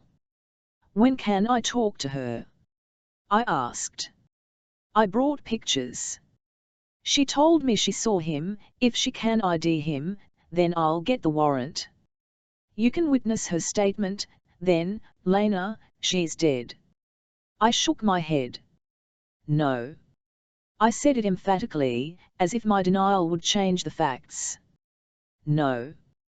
That's when I saw the sheen of tears in Gabriel's bloodshot eyes, the blood on his surgical gown, and the fatigue in his posture. I did everything I could. His voice cracked and he cleared his throat. I'm so sorry, I said. I had been to brutal crime scenes. I spent my first 2 years as a detective in homicide, fighting for the dead. I'd lost victims who I thought would live. But I never took it personally. Until today. Gabriel was in the business of saving lives. I was in the business of justice. Yet I felt exactly what he felt. What more could I have done? Elle should have known something was wrong when I first got on scene. I should have checked her myself. He ran his hands up and down my arms. Don't. Would 10 minutes have helped? 20? I don't know. The damage was to her liver. Most of the bleeding was internal.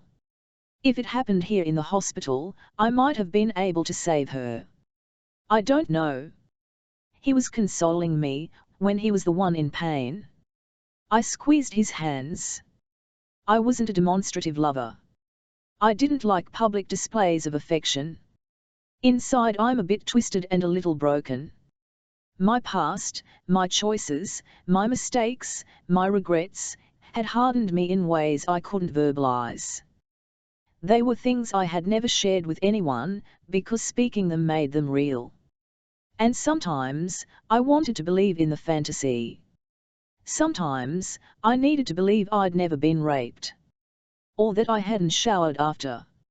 Or that I hadn't reponed the crime only to be disbelieved by campus police. Yet here was this fabulous man, a lifesaver, noble and handsome and good, trying to make me feel better when he suffered as much as I did. What had I done to deserve Gabriel Storm? It must have been something good in a previous existence to have this anchor in my disastrous life. Come back with a statement from the victim that Mr. Keller is the man who raped her, and I'll give you your warrant. Now my victim was dead, and the chance of a warrant nil. Is that why he'd stabbed her? Because he screwed up and let her see him? All I could think about was losing my only witness. The woman who would nail Keller's coffin shut. Rage washed through me so suddenly, so violently, I pulled my hands from Gabriel and slammed my fist into the wall. It hurt like hell, but not as much as the icy anger inside that a rapist, a killer, was untouchable. Gabriel took my injured hand and kissed it, then pulled me away from the main corridor.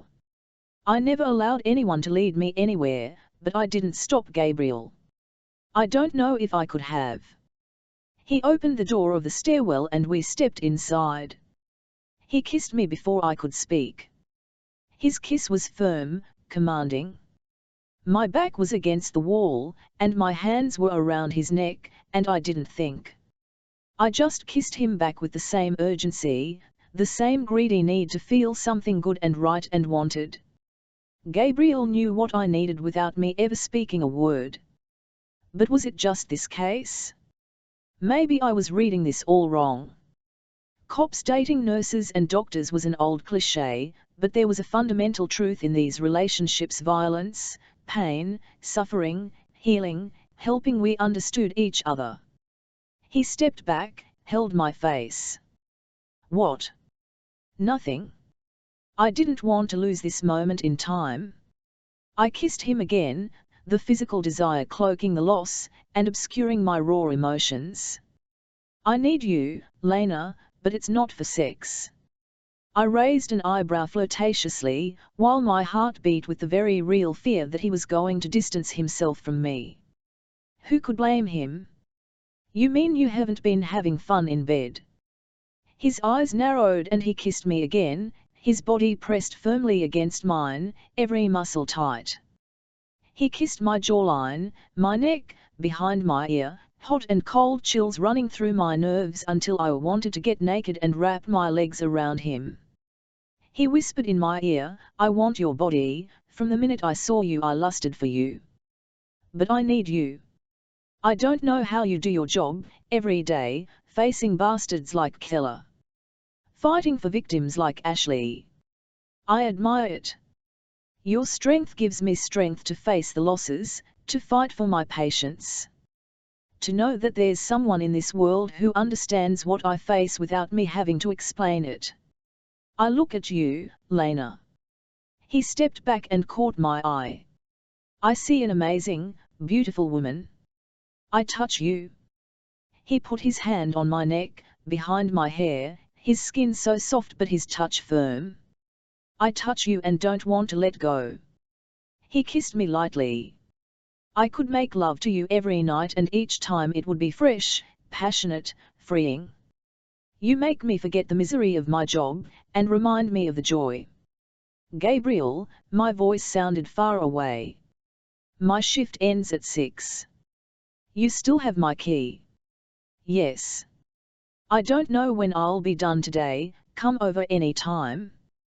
But if you're there by 8, I'll have dinner for you. Feed my body, feed my soul, I said. Over the intercom, a female voice paged Dr. Gabriel Storm.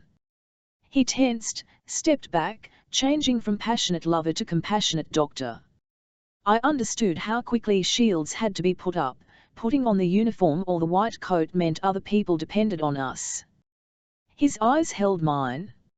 I have to tell her family, he said. He shook his head. You know who the rapist is. Why can't you arrest him? He didn't say it as an accusation, doctors saw the dark side as well. Except this case had been under my skin for 4 months, eating at me. He's a murderer now, I said. Would Healy be more lenient about the warrant if he knew the River City rapist had killed? And my only witness is dead. I took a deep breath and wrestled my emotions back under control. I'll think of something. I know you will. When I was in college, pulling an all-nighter didn't faze me. Now, at 31, I was feeling the effects of no sleep, too much caffeine, and too little food. I grabbed a sandwich and pint of milk on my way back to the station. Joe should be done in court by now, and we needed to go back to the basics. We had to be missing something, and I wanted to go through each case one by one, talk to Ashley's friends and colleagues.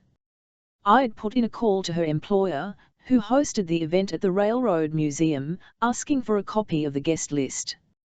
It wasn't on my desk when I walked in, so added a follow-up call to my growing list. There were no messages about the case, which irritated me. I picked up the phone and called Simone Charles, who ran the crime lab. I need something, I said when she answered. Good afternoon, Detective Black, Simone said. I took a deep breath. Please. Ashley Young is dead and I have a suspect but no probable cause. What do you have? The morgue is rushing the autopsy and I'm processing her clothing now. What about the rape kit? She went immediately into surgery. They'll do it during the autopsy. I talked to Phineas myself. He understands what we're facing.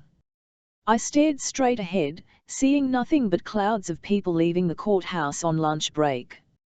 Lawyers, jurors, defendants. The system working? So often it failed. Too often. Selina. Simone said quietly. I'm here. We're all with you on this. You're good, Selina. You'll get him. The minute I find anything, I'll call you. Did I sound so needy that I needed praise from my colleagues? Thanks. I appreciate it. And I'll let you know if anything else. I have one more thing. We printed Ashley's phone that the bartender turned over. The only prints on it were the bartender's. That doesn't help. The only prints were the bartender's, Ashley's weren't. My stomach fluttered in the way it did when I knew I had a key piece of evidence. Keller wiped the phone. Someone wiped the phone, Simone corrected. I rolled my eyes. She might have to play that game, I didn't. That is good. Thanks. I hung up and let out a long sigh. I hadn't made a lot of friends on the job, so I appreciated the few I did have. Simone Charles was one of my favorite people, a dedicated criminologist with a sharp eye. And Phineas Ward, the lead supervisor at the morgue, was also a friend. Last case I had that ended up in the morgue was a rape victim who killed herself 2 weeks after the attack.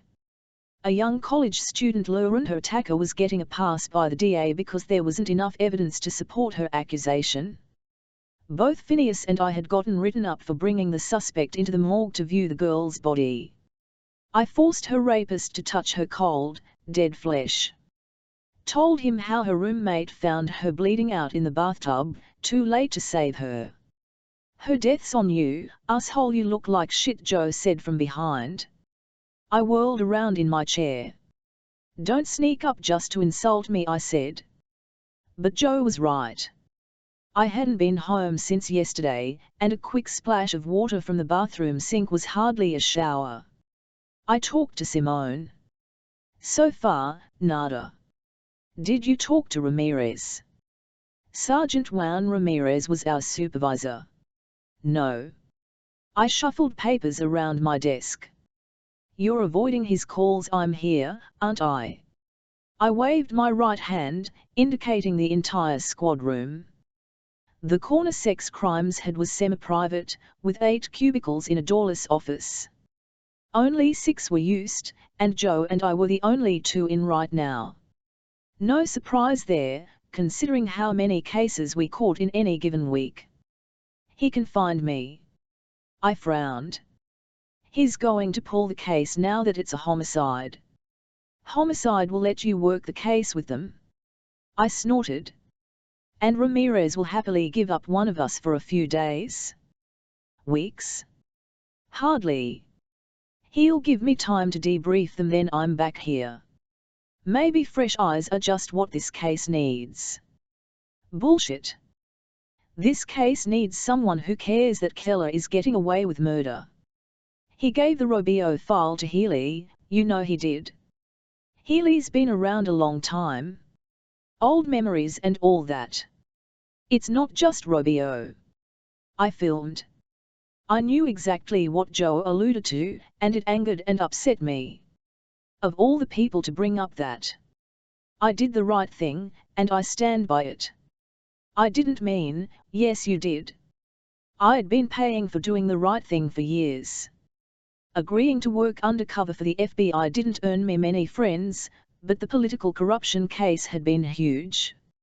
It wasn't my department, it was another city I was on loan to.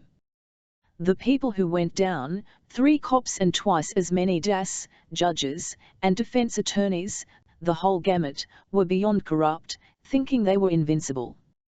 They never thought they'd be caught, either because they'd intimidated potential witnesses or because they'd gamed the system. And every cop I worked with knew I'd done the right thing, even if they sneered at me for turning on my own people. Invincible. Just like Greg Keller. Except they weren't, and he wasn't, and I was going to get him. Selena, I've known you for years. You're smart and close cases. We've worked rapes together before, child molestation cases, we've seen cases as bad or worse than what the River City rapist has done. And yeah, you take the case personally, but that makes you good. Until now. You have to step back, get some perspective. I have perspective. Greg Keller thinks he can get away with it because of who he is and who he knows. He's goading you, and you let him. Like today in Healy's chambers. I was stunned. I told you I didn't do or say anything to him. He heard you walk in and acted like I had done something. It's part of his game. Maybe you're right, but either you believe me or not. There is no maybe. JS distrust hurt far more than I expected. I liked all the detectives on the sex crimes squad, but Joe had always been my favorite. A friend. But maybe that trust was misplaced. How could he think I was LYMG? He said quietly, maybe you don't think you overstepped, Selena. And I get it, I do. I want him to. But what is it about this case that has you so twisted? It can't just be because of who he is. Except that it was, partly. It was because people in power got away with crimes all the time simply because they were in power. I sidestepped his question. Ashley Young is dead. Back to the basics. Joe knew I was hedging, and he let me. He sat down at his desk and went to work on the phone. I stared at the computer, but didn't see much of anything. 12 years ago I was a college freshman. I hadn't been naive or stupid, I couldn't have been, being raised by my cop dad and hard-ass brother. But I was stupid when the teaching assistant of a popular professor raped me on a date and I didn't report it for 24 hours. After I showered. After I got drunk. After I tried to make it all disappear, to believe it had never happened. Except it had, and when I went to the campus police, they talked to the TA and he said it was consensual. Then I learned that the TA was the son of an alum who'd given enough money to build a half-dozen state-of-the-art buildings. The powerful son of a powerful donor. I'd said no. I'd told him to stop when he put his hands under my shirt, but I didn't fight back hard enough. Maybe because I'd had 2 beers, maybe because I didn't think he'd actually hurt me. When I realized he was taking off my pants was when I realized he'd drugged me. I couldn't fight back. I couldn't use any of my self-defense tactics. It was my fault for being so naive, so stupid, and I didn't want anyone to know. That's what I thought then, at 19, blaming myself for getting in the bad situation in the first place. 12 years of training and working this job and I knew I wasn't to blame. I knew it was all on him, and I hoped and prayed his next victim was stronger and braver than I had been.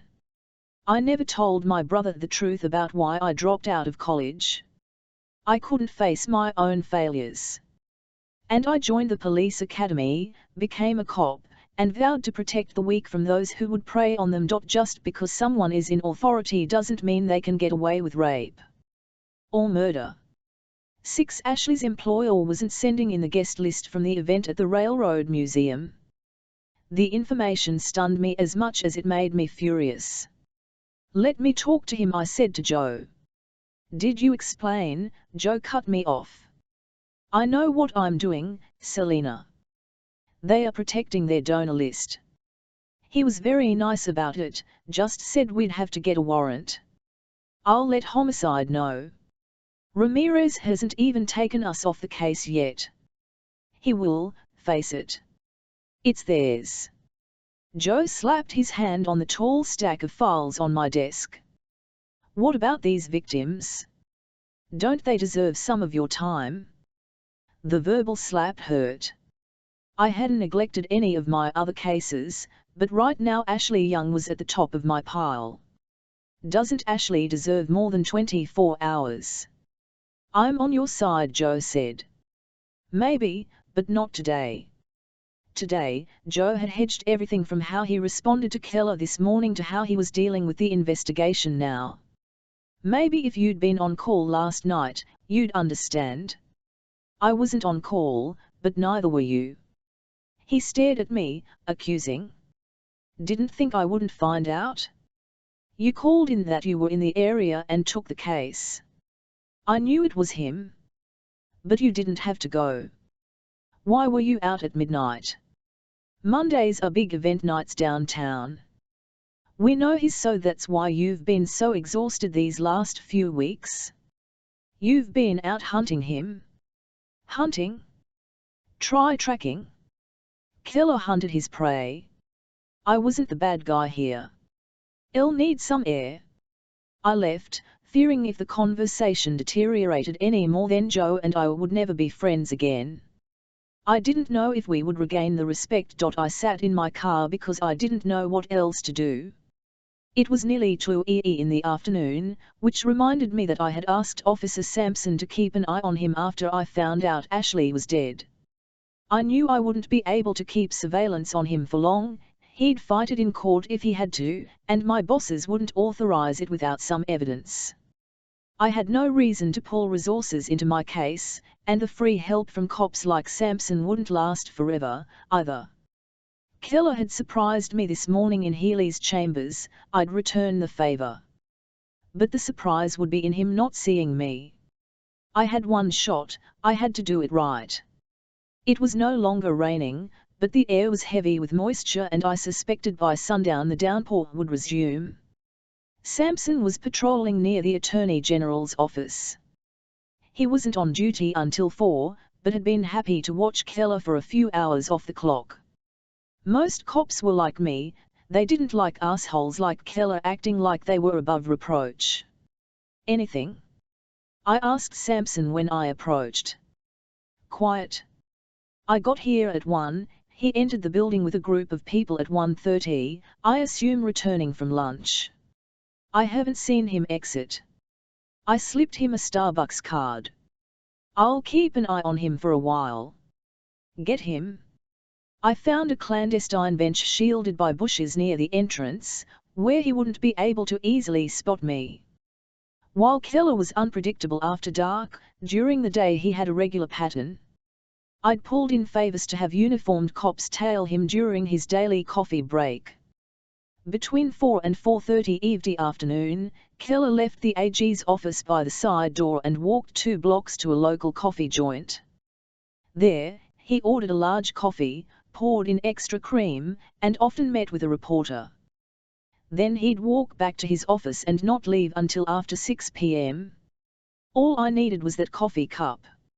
If he tossed it in a public bin, I could grab it and get his DNA.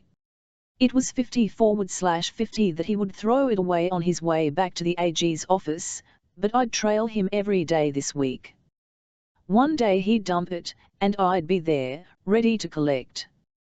Being a plainclothes detective was a positive, the fact that Keller knew who I was, a big fat negative.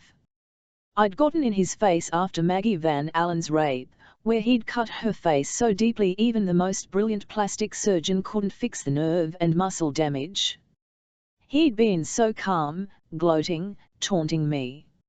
I stormed out of the courthouse that day, furious with the judge who denied the search warrant. The himself had argued for it, but the judge wouldn't budge. He claimed the victim's ID of the suspect had been given under extreme duress because not only had I only showed her Keller's photo, it was while she was still in shock and being treated by the paramedics. The Elliott had precedents, but the judge said they weren't valid, and unless I had another witness, or physical evidence tying Keller to the crime scene, the warrant was denied. I stood next to the fountain on 8th Street, my back to the courthouse. Justice had been denied. I'd almost gotten another contempt charge, 3rd. I questioned the judge under my breath. I didn't know he had such good hearing. Warrants were given liberally, and they should be. They were specific and focused. I only wanted to search his car and house for the knife that had been used to cut open Maggie Van Allen's face, and take the clothes he'd been wearing that night. I jerked my head up. Keller stood only feet from me. I hadn't heard or seen him approach, my anger the only sense I had anymore. "Get out of Memphis," I said. I had a niggling sense that something was wrong. He smiled. "You have the wrong idea about me. Let's go get some coffee." I stared at him, not knowing how to respond. Then that sense of wrong hit me. There was no reason he should be here. Minutes after the judge tossed my warrant request, "You knew. I'm smarter than you. I'll stop you." He leaned in. "You fuck with me, you'll be sorry." He walked away, leaving me stunned. And committed to putting him in prison. If I were to be honest with myself, last fall after the first 2 rapes I'd let the case slide. No real evidence, no match on the DNA, no witnesses, only vague descriptions. I'd always suspected that the rapist cut his victims' faces because he had contact with them at least on a periodic basis. Seeing the scar would give him another surge of power and lust. He'd consider them his chattel, his secret. It wasn't until after the 3rd victim that I put the connection together about the political and charity events. But by the time I had the few common names, he'd struck again. Luck had it that when I responded to Maggie Van Allen's crime scene, I had photos of 3 men. They weren't in a lineup, which was the judge's complaint, and Greg Keller had been on top. She positively ID'd him. I had no doubt. And everything he'd said and done since confirmed I was right. Another suspect, a more lenient judge, I would have gotten the search warrant off Maggie's ID. I had surveillance footage, could ask for the clothes he was seen in, search his car based on the fact that he most likely drove from the crime scene and there could be a knife or blood in the car. All I needed was evidence that tied him and the victim together. A strand of hair. Her blood on his sleeves. And then I'd get the DNA warrant and nail him, because he had the rapist's DNA.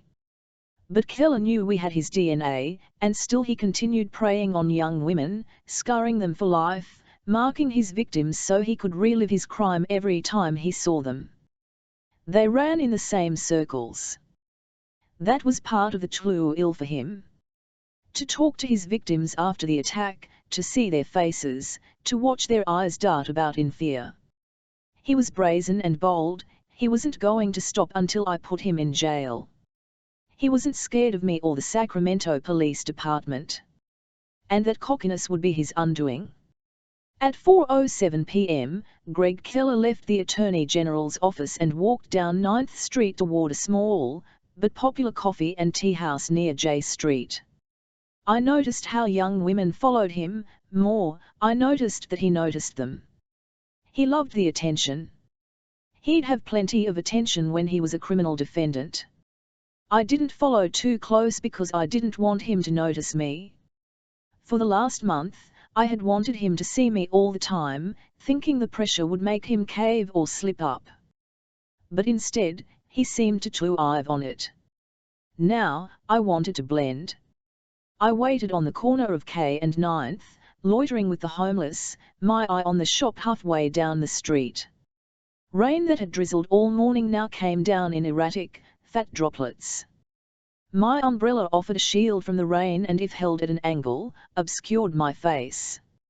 I stayed flush against a closed business front and pretended to talk on my cell phone while waiting for Keller to emerge. 17 minutes later, Keller walked out with a guy I recognized, a reporter for the last remaining local newspaper. They shook hands and went in opposite directions, Keller heading back to the AG's office. Now I had to risk getting closer, but the umbrellas made it difficult to keep my eye on Keller. The lighter momming foot traffic also made it more likely he'd spot me. At the light across from the AG's office, he stopped and looked right at me, 20 feet away. He smiled broadly, licked the cup lid, and held it over the trash can. Then he shook his head and sipped again. The light turned green and he crossed the street. I don't know when he spotted me, but he was enjoying the game. I wonder if he even knew about Ashley Young. If he knew what he would be facing now that one of his victims was dead. Maybe I could push him into unwittingly giving me a clue to follow up, another path to travel. Make him angry enough to screw up. I ran after him. Congratulations, Keller, you've graduated. He turned and looked at me with a smirk, fearless. Thank you. You've officially qualified for special circumstances. The smile disappeared. He glared at me and I saw the anger that fueled his attacks on women. Now I had his attention. Don't FTCK with me, detective. Your last victim died on the operating table after you stabbed her. I spoke loudly, several people heard my comment. I tossed my damp hair out of my face and smiled. I will bury you, I said quietly. His hands clenched. I hoped he hit me. I'd have cuffs on him so fast he'd have to drop the cup. I practically felt the evidence bag burning in my back pocket. I pushed. Why blondes? What do you have against us? Some smart girl dump you because she found out you were a monster behind that pretty face? Or do you have mommy issues? Oh, no, that's right, you had a nanny. I looked her up. She was blonde, too. Maybe I'll give her a call and find out just what kind of little boy you were. His eyes narrowed, but he smiled. You should think twice about harassing me, Detective Black. You forget, sweetheart, I have access to files. All criminal files. Even reports made 12 years ago to campus police. My blood turned to ice as I realized he'd researched me. Admit it, Selena, he whispered, drawing out my name like a snake. You're just like every woman out there. You play the game, pretend you don't want it, but secretly you crave being treated like a bitch in heat. Hot and horny. You wanted to fuck that poor doofus as much as he wanted to screw you. Then the next morning you wonder, what would people think if they knew you were a slut? So you cry rape, boo-hoo. He smiled again, but his eyes were cold and I knew he'd kill me if he could. Watch yourself. Sacramento is a dangerous town, especially for blondes. Then he disappeared into the Attorney General's office. With his coffee cup. 7. I had screwed myself by following Keller. Not only had I put my career at risk, I'd put this case at risk. The bastard was guilty and I had nothing but an inadmissible statement. He'd played me well, in front of my partner, no less, making me look like a lunatic cop. I needed his DNA to compare. Patience would give it to me, there was no doubt in my mind that Keller would attack another woman. But that was the catch-22, how many women would be raped, how many would die, before I could stop him? By the time I arrived back at the station, I'd already ignored calls from Jay and Ramirez. I thought my sergeant was calling me because he was turning the case to homicide, and this afternoon was enough. Joe intercepted me before I was 10 feet inside. Don't you ever answer your phone anymore. I'm off duty, I said. What did you do? What do you mean? I didn't do anything. Ramirez wants your head. Before I could probe Joe for more answers, Ramirez spotted me. Black. My office. Joe squeezed my hand in support, but I went into Ramirez's office alone. Sir. Greg Keller's attorney has filed a restraining order against you, and is threatening a lawsuit against this department. On what grounds? Did you follow him this afternoon? Very briefly, it was, and confront him in front the Attorney General's office. He threatened me, sir. If he didn't draw a weapon, I don't want to hear about it. I thought you were a grown-up, Black. One of my best detectives. Tempestuous at times, but sharp and dedicated. And you screw with the wrong guy. He's guilty. And that's your problem. From the beginning of the year, you've been focused on Keller. How many cases have you passed off to your team? I've looked, you've taken 12% fewer cases than anyone else. Is that fair to them? I'll want to catch this guy just as much as you and Joe and every other cop in this department. But I will not jeopardize the integrity of my team. The police chief and mayor are both up in arms over this. He's telling to, maybe. Maybe he is. Or maybe you stepped over the line. I did not. I cleared my throat. You're right about me passing off cases, and I'm sorry. I'll apologize to my team. Today I thought I could get him to slip up. You know how close we are. If we can get his DNA we have him. I paused. You heard Maggie Van Allen. She was a reliable witness. It wasn't fair that her ID was tossed out. The air was let out of Ramirez and he sank into his chair, his broad shoulders seeming to deflate. He rubbed a hand over his weathered face and said, "Our job isn't always easy, Selena," he said. "We face criminals every day, people we know are guilty, and we can't always stop them." Early in my career, barely out of rookie status, I responded to a domestic violence call. A woman had burned her 2-year-old daughter's arm on the stove. She claimed it was an accident, but I saw that little girl's eyes and I took her away, to the hospital, and told the doctors that I thought the mother was lying. They came back with inconclusive on abuse and passed it over to social services. But the crux of the problem was that while the bureaucrats were trying to follow all the laws and protect the rights of the mother, the little girl was put back in the home with weekly social worker visits. Ramirez stared me in the eyes. The little girl was named Regina. I was at her funeral 6 months later. The mother pled to involuntary manslaughter and got 10 years. Regina deserved to live, deserved a mother who hugged her, not hit her. I know it wasn't fair then, and what happened to Keller's 5 victims wasn't fair to them, or that Keller has friends in high places that are making our job impossible. But our hands are tied, we can't touch him right now. Ramirez straightened his spine and started moving files off his desk. The case is at homicide now. I'd like to assist. He put up his hand. Don't. You're on administrative leave as of today. You can come back after you talk to the police psychologist. You want me to talk to the shrink? But you just said, it's not what you're redoing, detective. It is how it's affecting you. Joe told me what happened in the courthouse today. My partner hadn't believed me, but worse, he'd repeated his misperception. I was empty. I pulled my badge from my and put it on Ramirez's desk. I removed my gun from its holster and put it on top of the badge. My boss just watched me, and maybe if I cared I'd have noticed then that he looked as depressed as I felt. I walked out.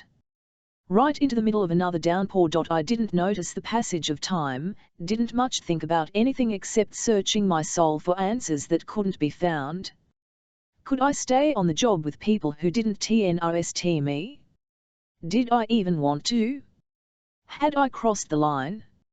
If so, how? How many women were going to be hurt because Keller was well connected? I found myself at Gabriel's loft well after dark, rubbing the key between my fingers, not knowing what I should do. If I should even be here. But I knocked on his door. Quietly. Maybe thinking he wouldn't hear me. Or that he wasn't home. I hoped he wasn't home. I hoped he was. Greg Keller knew everything about me. All the secrets I'd kept from Evian, my brother, my partner, the police department, and he knew.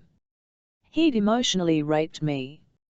I felt as raw as I'd had 12 years ago when I'd trusted the wrong guy and he drugged me. The door opened. Gabriel stood there wearing jeans and a button-down shirt, a glass of red wine in his hand. And for a moment, I thought he had company. I'm disturbing you. I was expecting you. He took my arm and pulled me inside. You re-drenched. I had forgotten. Dinner, 8. 1. He hugged me though I was dripping onto his beautiful hardwood floor. I'd barely noticed while I walked across town that the rain had soaked through all layers of my clothing, but now I began to shake, as much from the cold as anguish and relief. Relief to be here, with Gabriel. He steered me into his living room. Wait. He left the room and returned with a towel and bathrobe. I took both. The bathrobe smelled like Gabriel. Thank you. I went into the bathroom and stripped. Even my panties and bra were soaked from the rain. How long had I wandered? I'd parked at my apartment, but hadn't wanted to go inside, too depressed, too lonely, so I walked aimlessly, lost in miserable thoughts, until I ended up here. Maybe my subconscious knew this was where I needed to be. I returned to the living room and Gabriel had food on the table. Lasagna. I was keeping it warm. Homemade? I asked. He feigned shock that I had even asked. Of course. My mother's Italian. She'd skin me alive if I bought pre-made anything. She'd even frown on the pre-made noodles. Your mom makes her own pasta. Gabriel nodded and pulled out a chair for me. I felt oddly ladylike, even in the bathrobe. I don't know if I can eat, I said. I picked up the wine glass and sipped. You will eat. You need energy. I ate, because Gabriel wanted me to. By the third bite, I was CRYMG. He took my hand and led me over to the couch, putting my head on his shoulder. He said. Lena, I'm here. I screwed up, I said, trying to make the tears stop, but they refused. I wanted his coffee cup. Courts have upheld time and again DNA collected from items that are thrown away or left in a public place. I knew his schedule, followed him, watched him, and then, he looked at me. And he knew what I wanted. He taunted me. And still, I pushed him. Wanting him to slip up, but he's been playing me all along. I don't understand. I had never told anyone what happened 12 years ago. No one, not even the Sacramento Police Department when they hired me. I'd lied on my questionnaire. Maybe I had been in denial, or maybe I just didn't want to answer any questions about that day.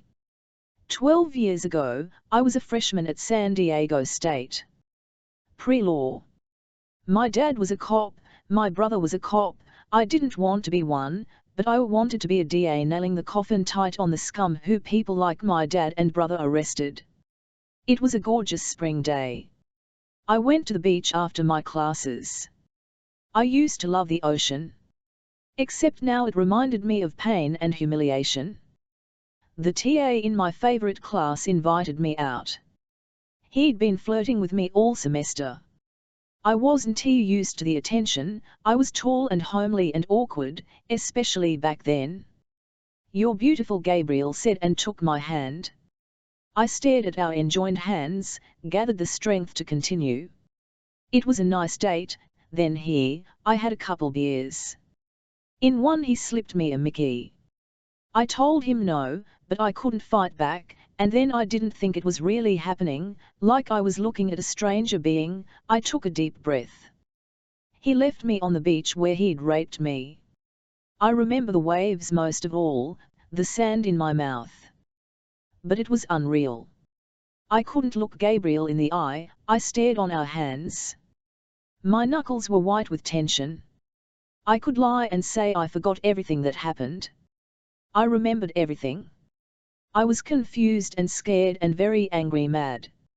Angry at him and at myself. I don't remember how I got home. I think I walked. It was a couple miles. When I woke up, I was in my own bed. I was sticky and sore and bleeding. I showered until the water was cold, and then stayed there, completely paralyzed. Then I drank. A lot. I didn't report it until the next day. To the campus police. It didn't go over well. The guy I accused said it was consensual sex. He was respected and well-liked and had a rich donor father. The professor he T.D for stood by him.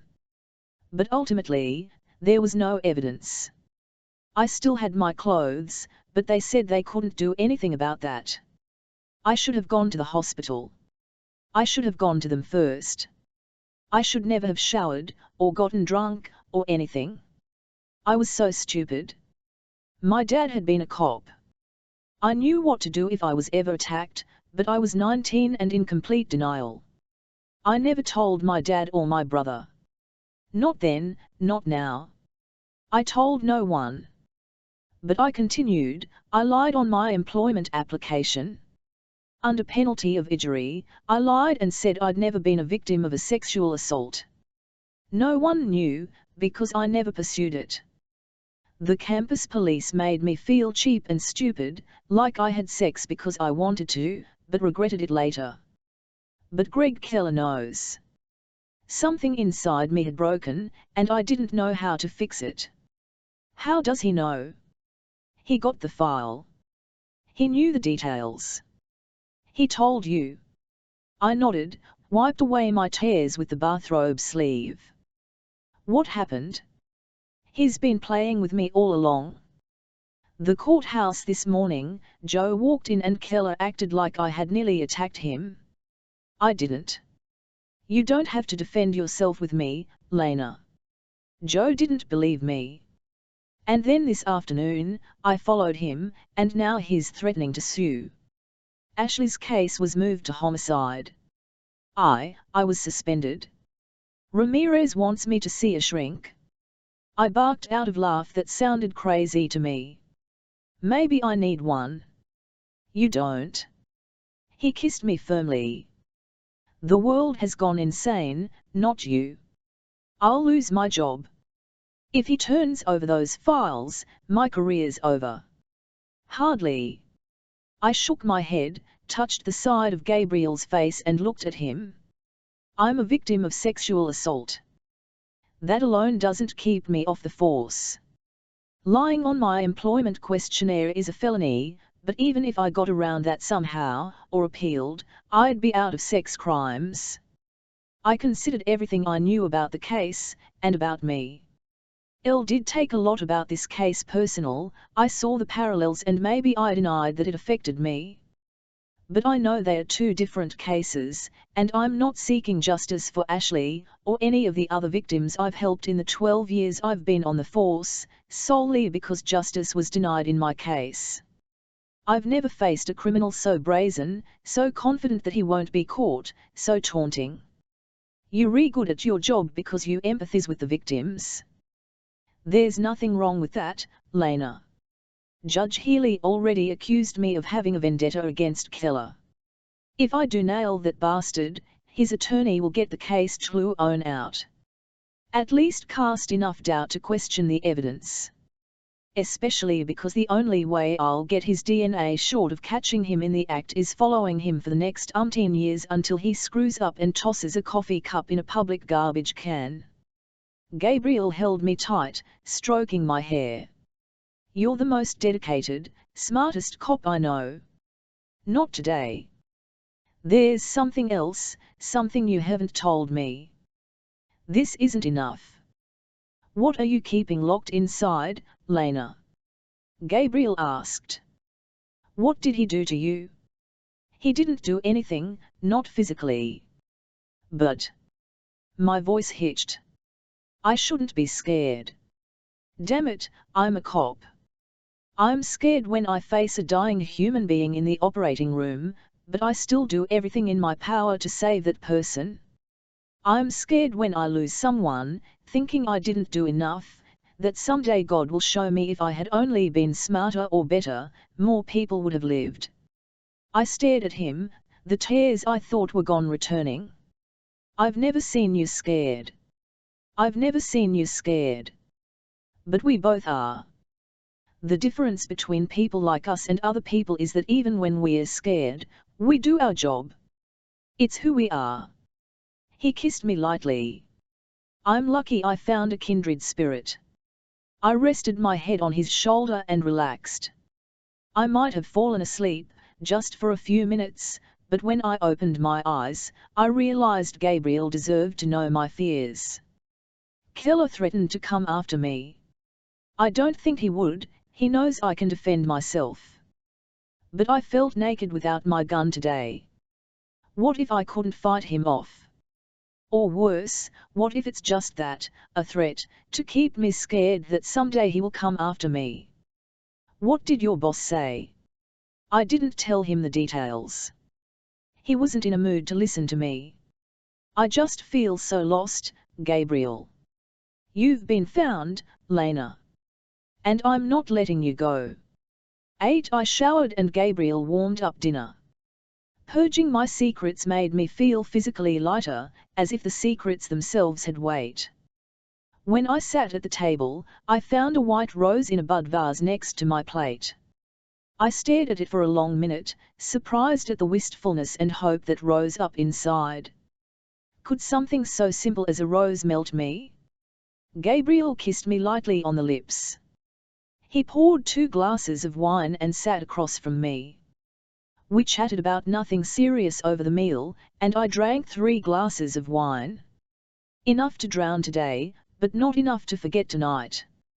I rose to clear the dishes, but Gabriel took my plate from my hands and put it back on the table. They'll wait. He smiled, took both my hands, and led me to his bedroom. I'd been here before, but tonight felt more important than the nights that preceded it. He pulled off his shirt, then untied the sash on the robe I wore, letting it fall to the ground. I love you, Selena Black. My heart flipped. Aisha, he murmured as he kissed me. It'll come. I wanted to love Gabriel. I wanted to tell him, then sing it from the rooftops. But the emotional roller coaster I'd been on during the last 24 hours had drained me. What if he didn't believe me? What if I didn't believe myself? He kissed me firmly, his hands entwined with mine, as he pushed me onto his soft, plush bed. Making love to Gabriel had always been hill of lust and passion, both of us wanting to enjoy each other to the fullest. Sometimes it had gotten wild. But tonight, he was exactly how I needed him to be. Firm, determined, but gentle. He explored with his mouth, from top to bottom, slowly. My body went limp as Gabriel smoothed and massaged each muscle, with both his thumbs and his mouth. When he entered me, there were no thoughts left, just my nerves crying out in joy and ecstasy. Our rhythm was perfect, starting slow, building to the nearly unbearable crescendo until I cried out his name and held onto him as if I would drown. Gabriel lay next to me, pulling me close as we spooned together. He kissed my cheek and whispered, "I love you. I love you too." The steady drumming of rain against the skylights lulled me into a deep sleep. I woke up incrementally from being cold. The rain still fell, but softer now, the deluge over. I shivered, and reached for Gabriel. He wasn't there. I opened my eyes and the bathroom light clicked off. He crossed over to the bed.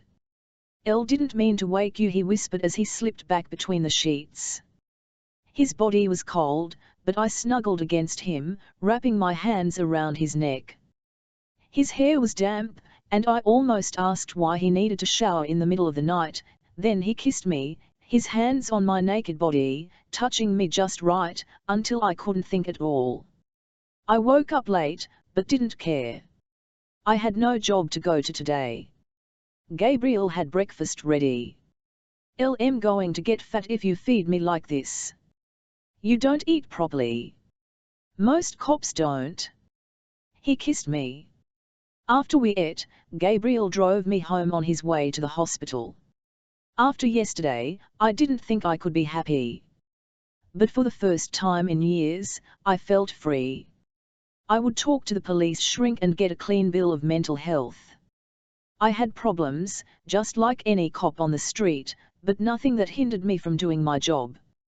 If anything, I was better because I understood. I empathized with the victims, and in my division that was a plus. When I got my badge and gun back, I'd do my job the only way I know how, with passion. And when I was off, I'd put it aside and give Gabriel my time and attention. I wanted to have a real life. And someone like Gabriel fit. He fit very, very well. My house phone was ringing. Odd, few people had that number. Hello. Selena, where have you been? It was Joe. I don't understand. Get down to the station. Now. What happened? Keller was murdered. Joe added a low voice, no one could find you. I hope you have an alibi, because after yesterday. He let his sentence trail off. I was so stunned into complete silence, trying to absorb two key facts. Keller was dead. Murdered. I needed an alibi. Joe asked me about an alibi. Selena, are you there? Dead? He's dead. Shot in his house. Sometime last night. It just hit the news as well, but were you? I was nowhere near Greg Keller. Ramirez wants you. I'm coming where I listened to KFBK News driving to the station as the reality of the situation hit me. Keller was dead. Who? Why? I was silently pleased, but angry with myself that I was happy about another human being killed, however deserving. Vigilantes caused as many problems as the criminals they targeted.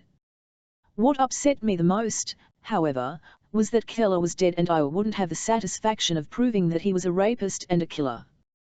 Would he be buried as a victim, a practical saint for all the work he did for the Attorney General? Or would the accusations follow him to the grave? I wanted to look Greg Keller in the eyes and say, you're under arrest. You have the right to remain silent. But I would never have the chance to read him his Miranda rights or put the cuffs on his wrists or lock him in a holding cell. But in the end, there was one truth that gave me peace: he wouldn't be hurting any more women in the River City. I walked into the station less than 30 minutes after Joe's call. Ramirez bellowed for me to go to his office. Shut the door, he ordered. Before I could ask any questions, he asked, where were you last night? I blinked. My stomach twisted. This was real. I'd been so focused on Keller's murder that I really hadn't thought about an alibi. Not that I didn't have one. Why? You weren't at home?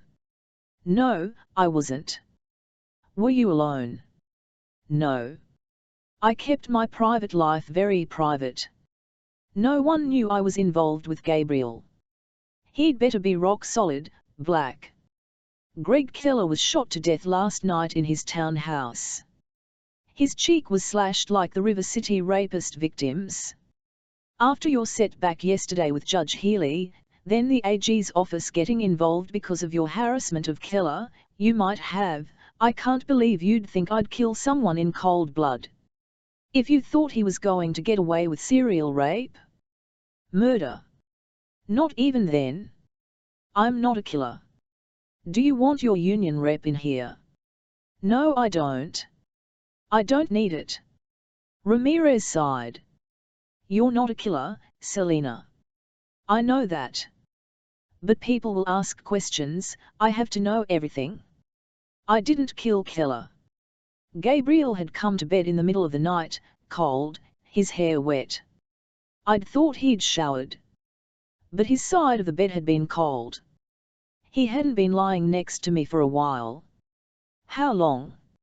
How long had Gabriel been out of the bed? Who's your boyfriend, Selena? Is he going to vouch for you? I almost didn't want to answer. I didn't want to drag Gabriel into this mess. But he couldn't have had anything to do with Keller's murder, could he?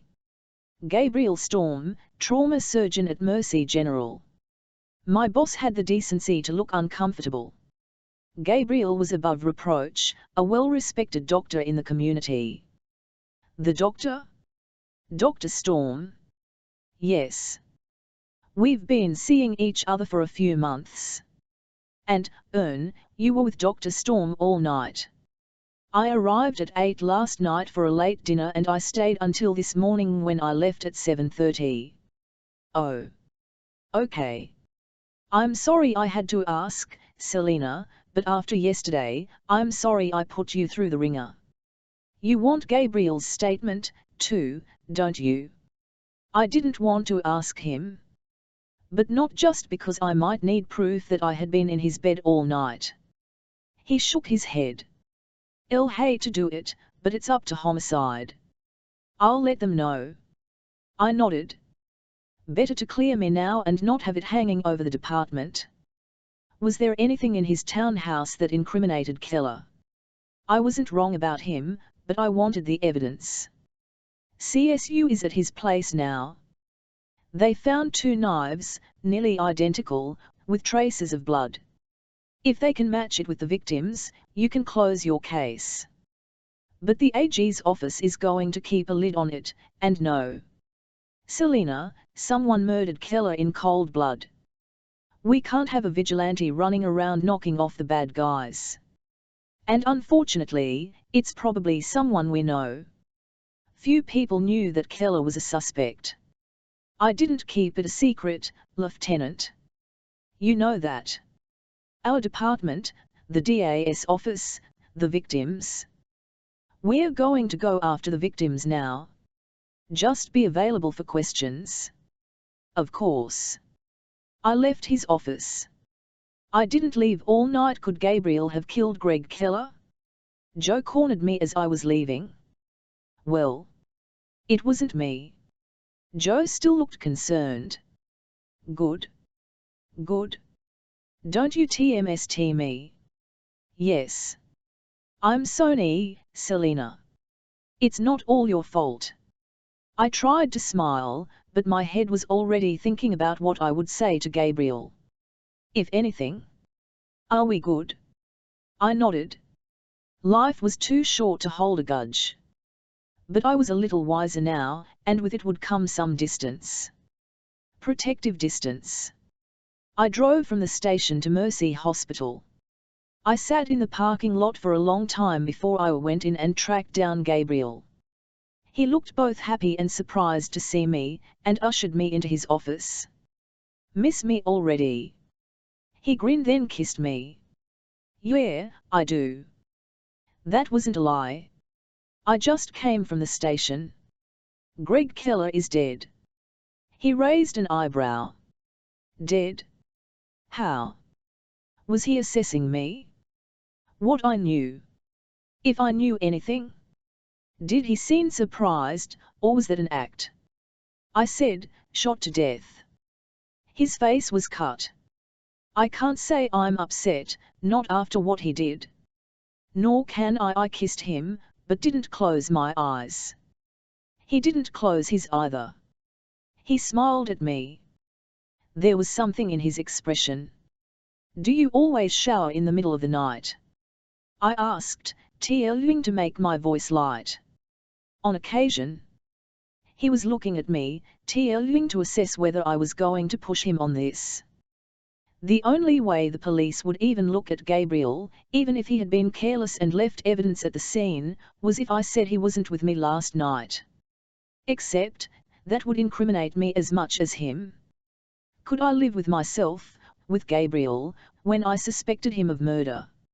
Selina, is everything okay? What a loaded question. My heart raced, there was no turning back. Everything is just fine, I said. Good. He kissed me. I have to prep for surgery, but I'm on call tonight so I can go home when I'm done. Will you be there? I nodded. I don't cook. Lucky for you, I love to cook. He opened the door to leave. I said, by the way, Gabriel. He turned to look at me. His expression was curious, his blue eyes brighter than I'd ever seen them. I could lose time with this man, and enjoy every moment. I said, I'll love you, too.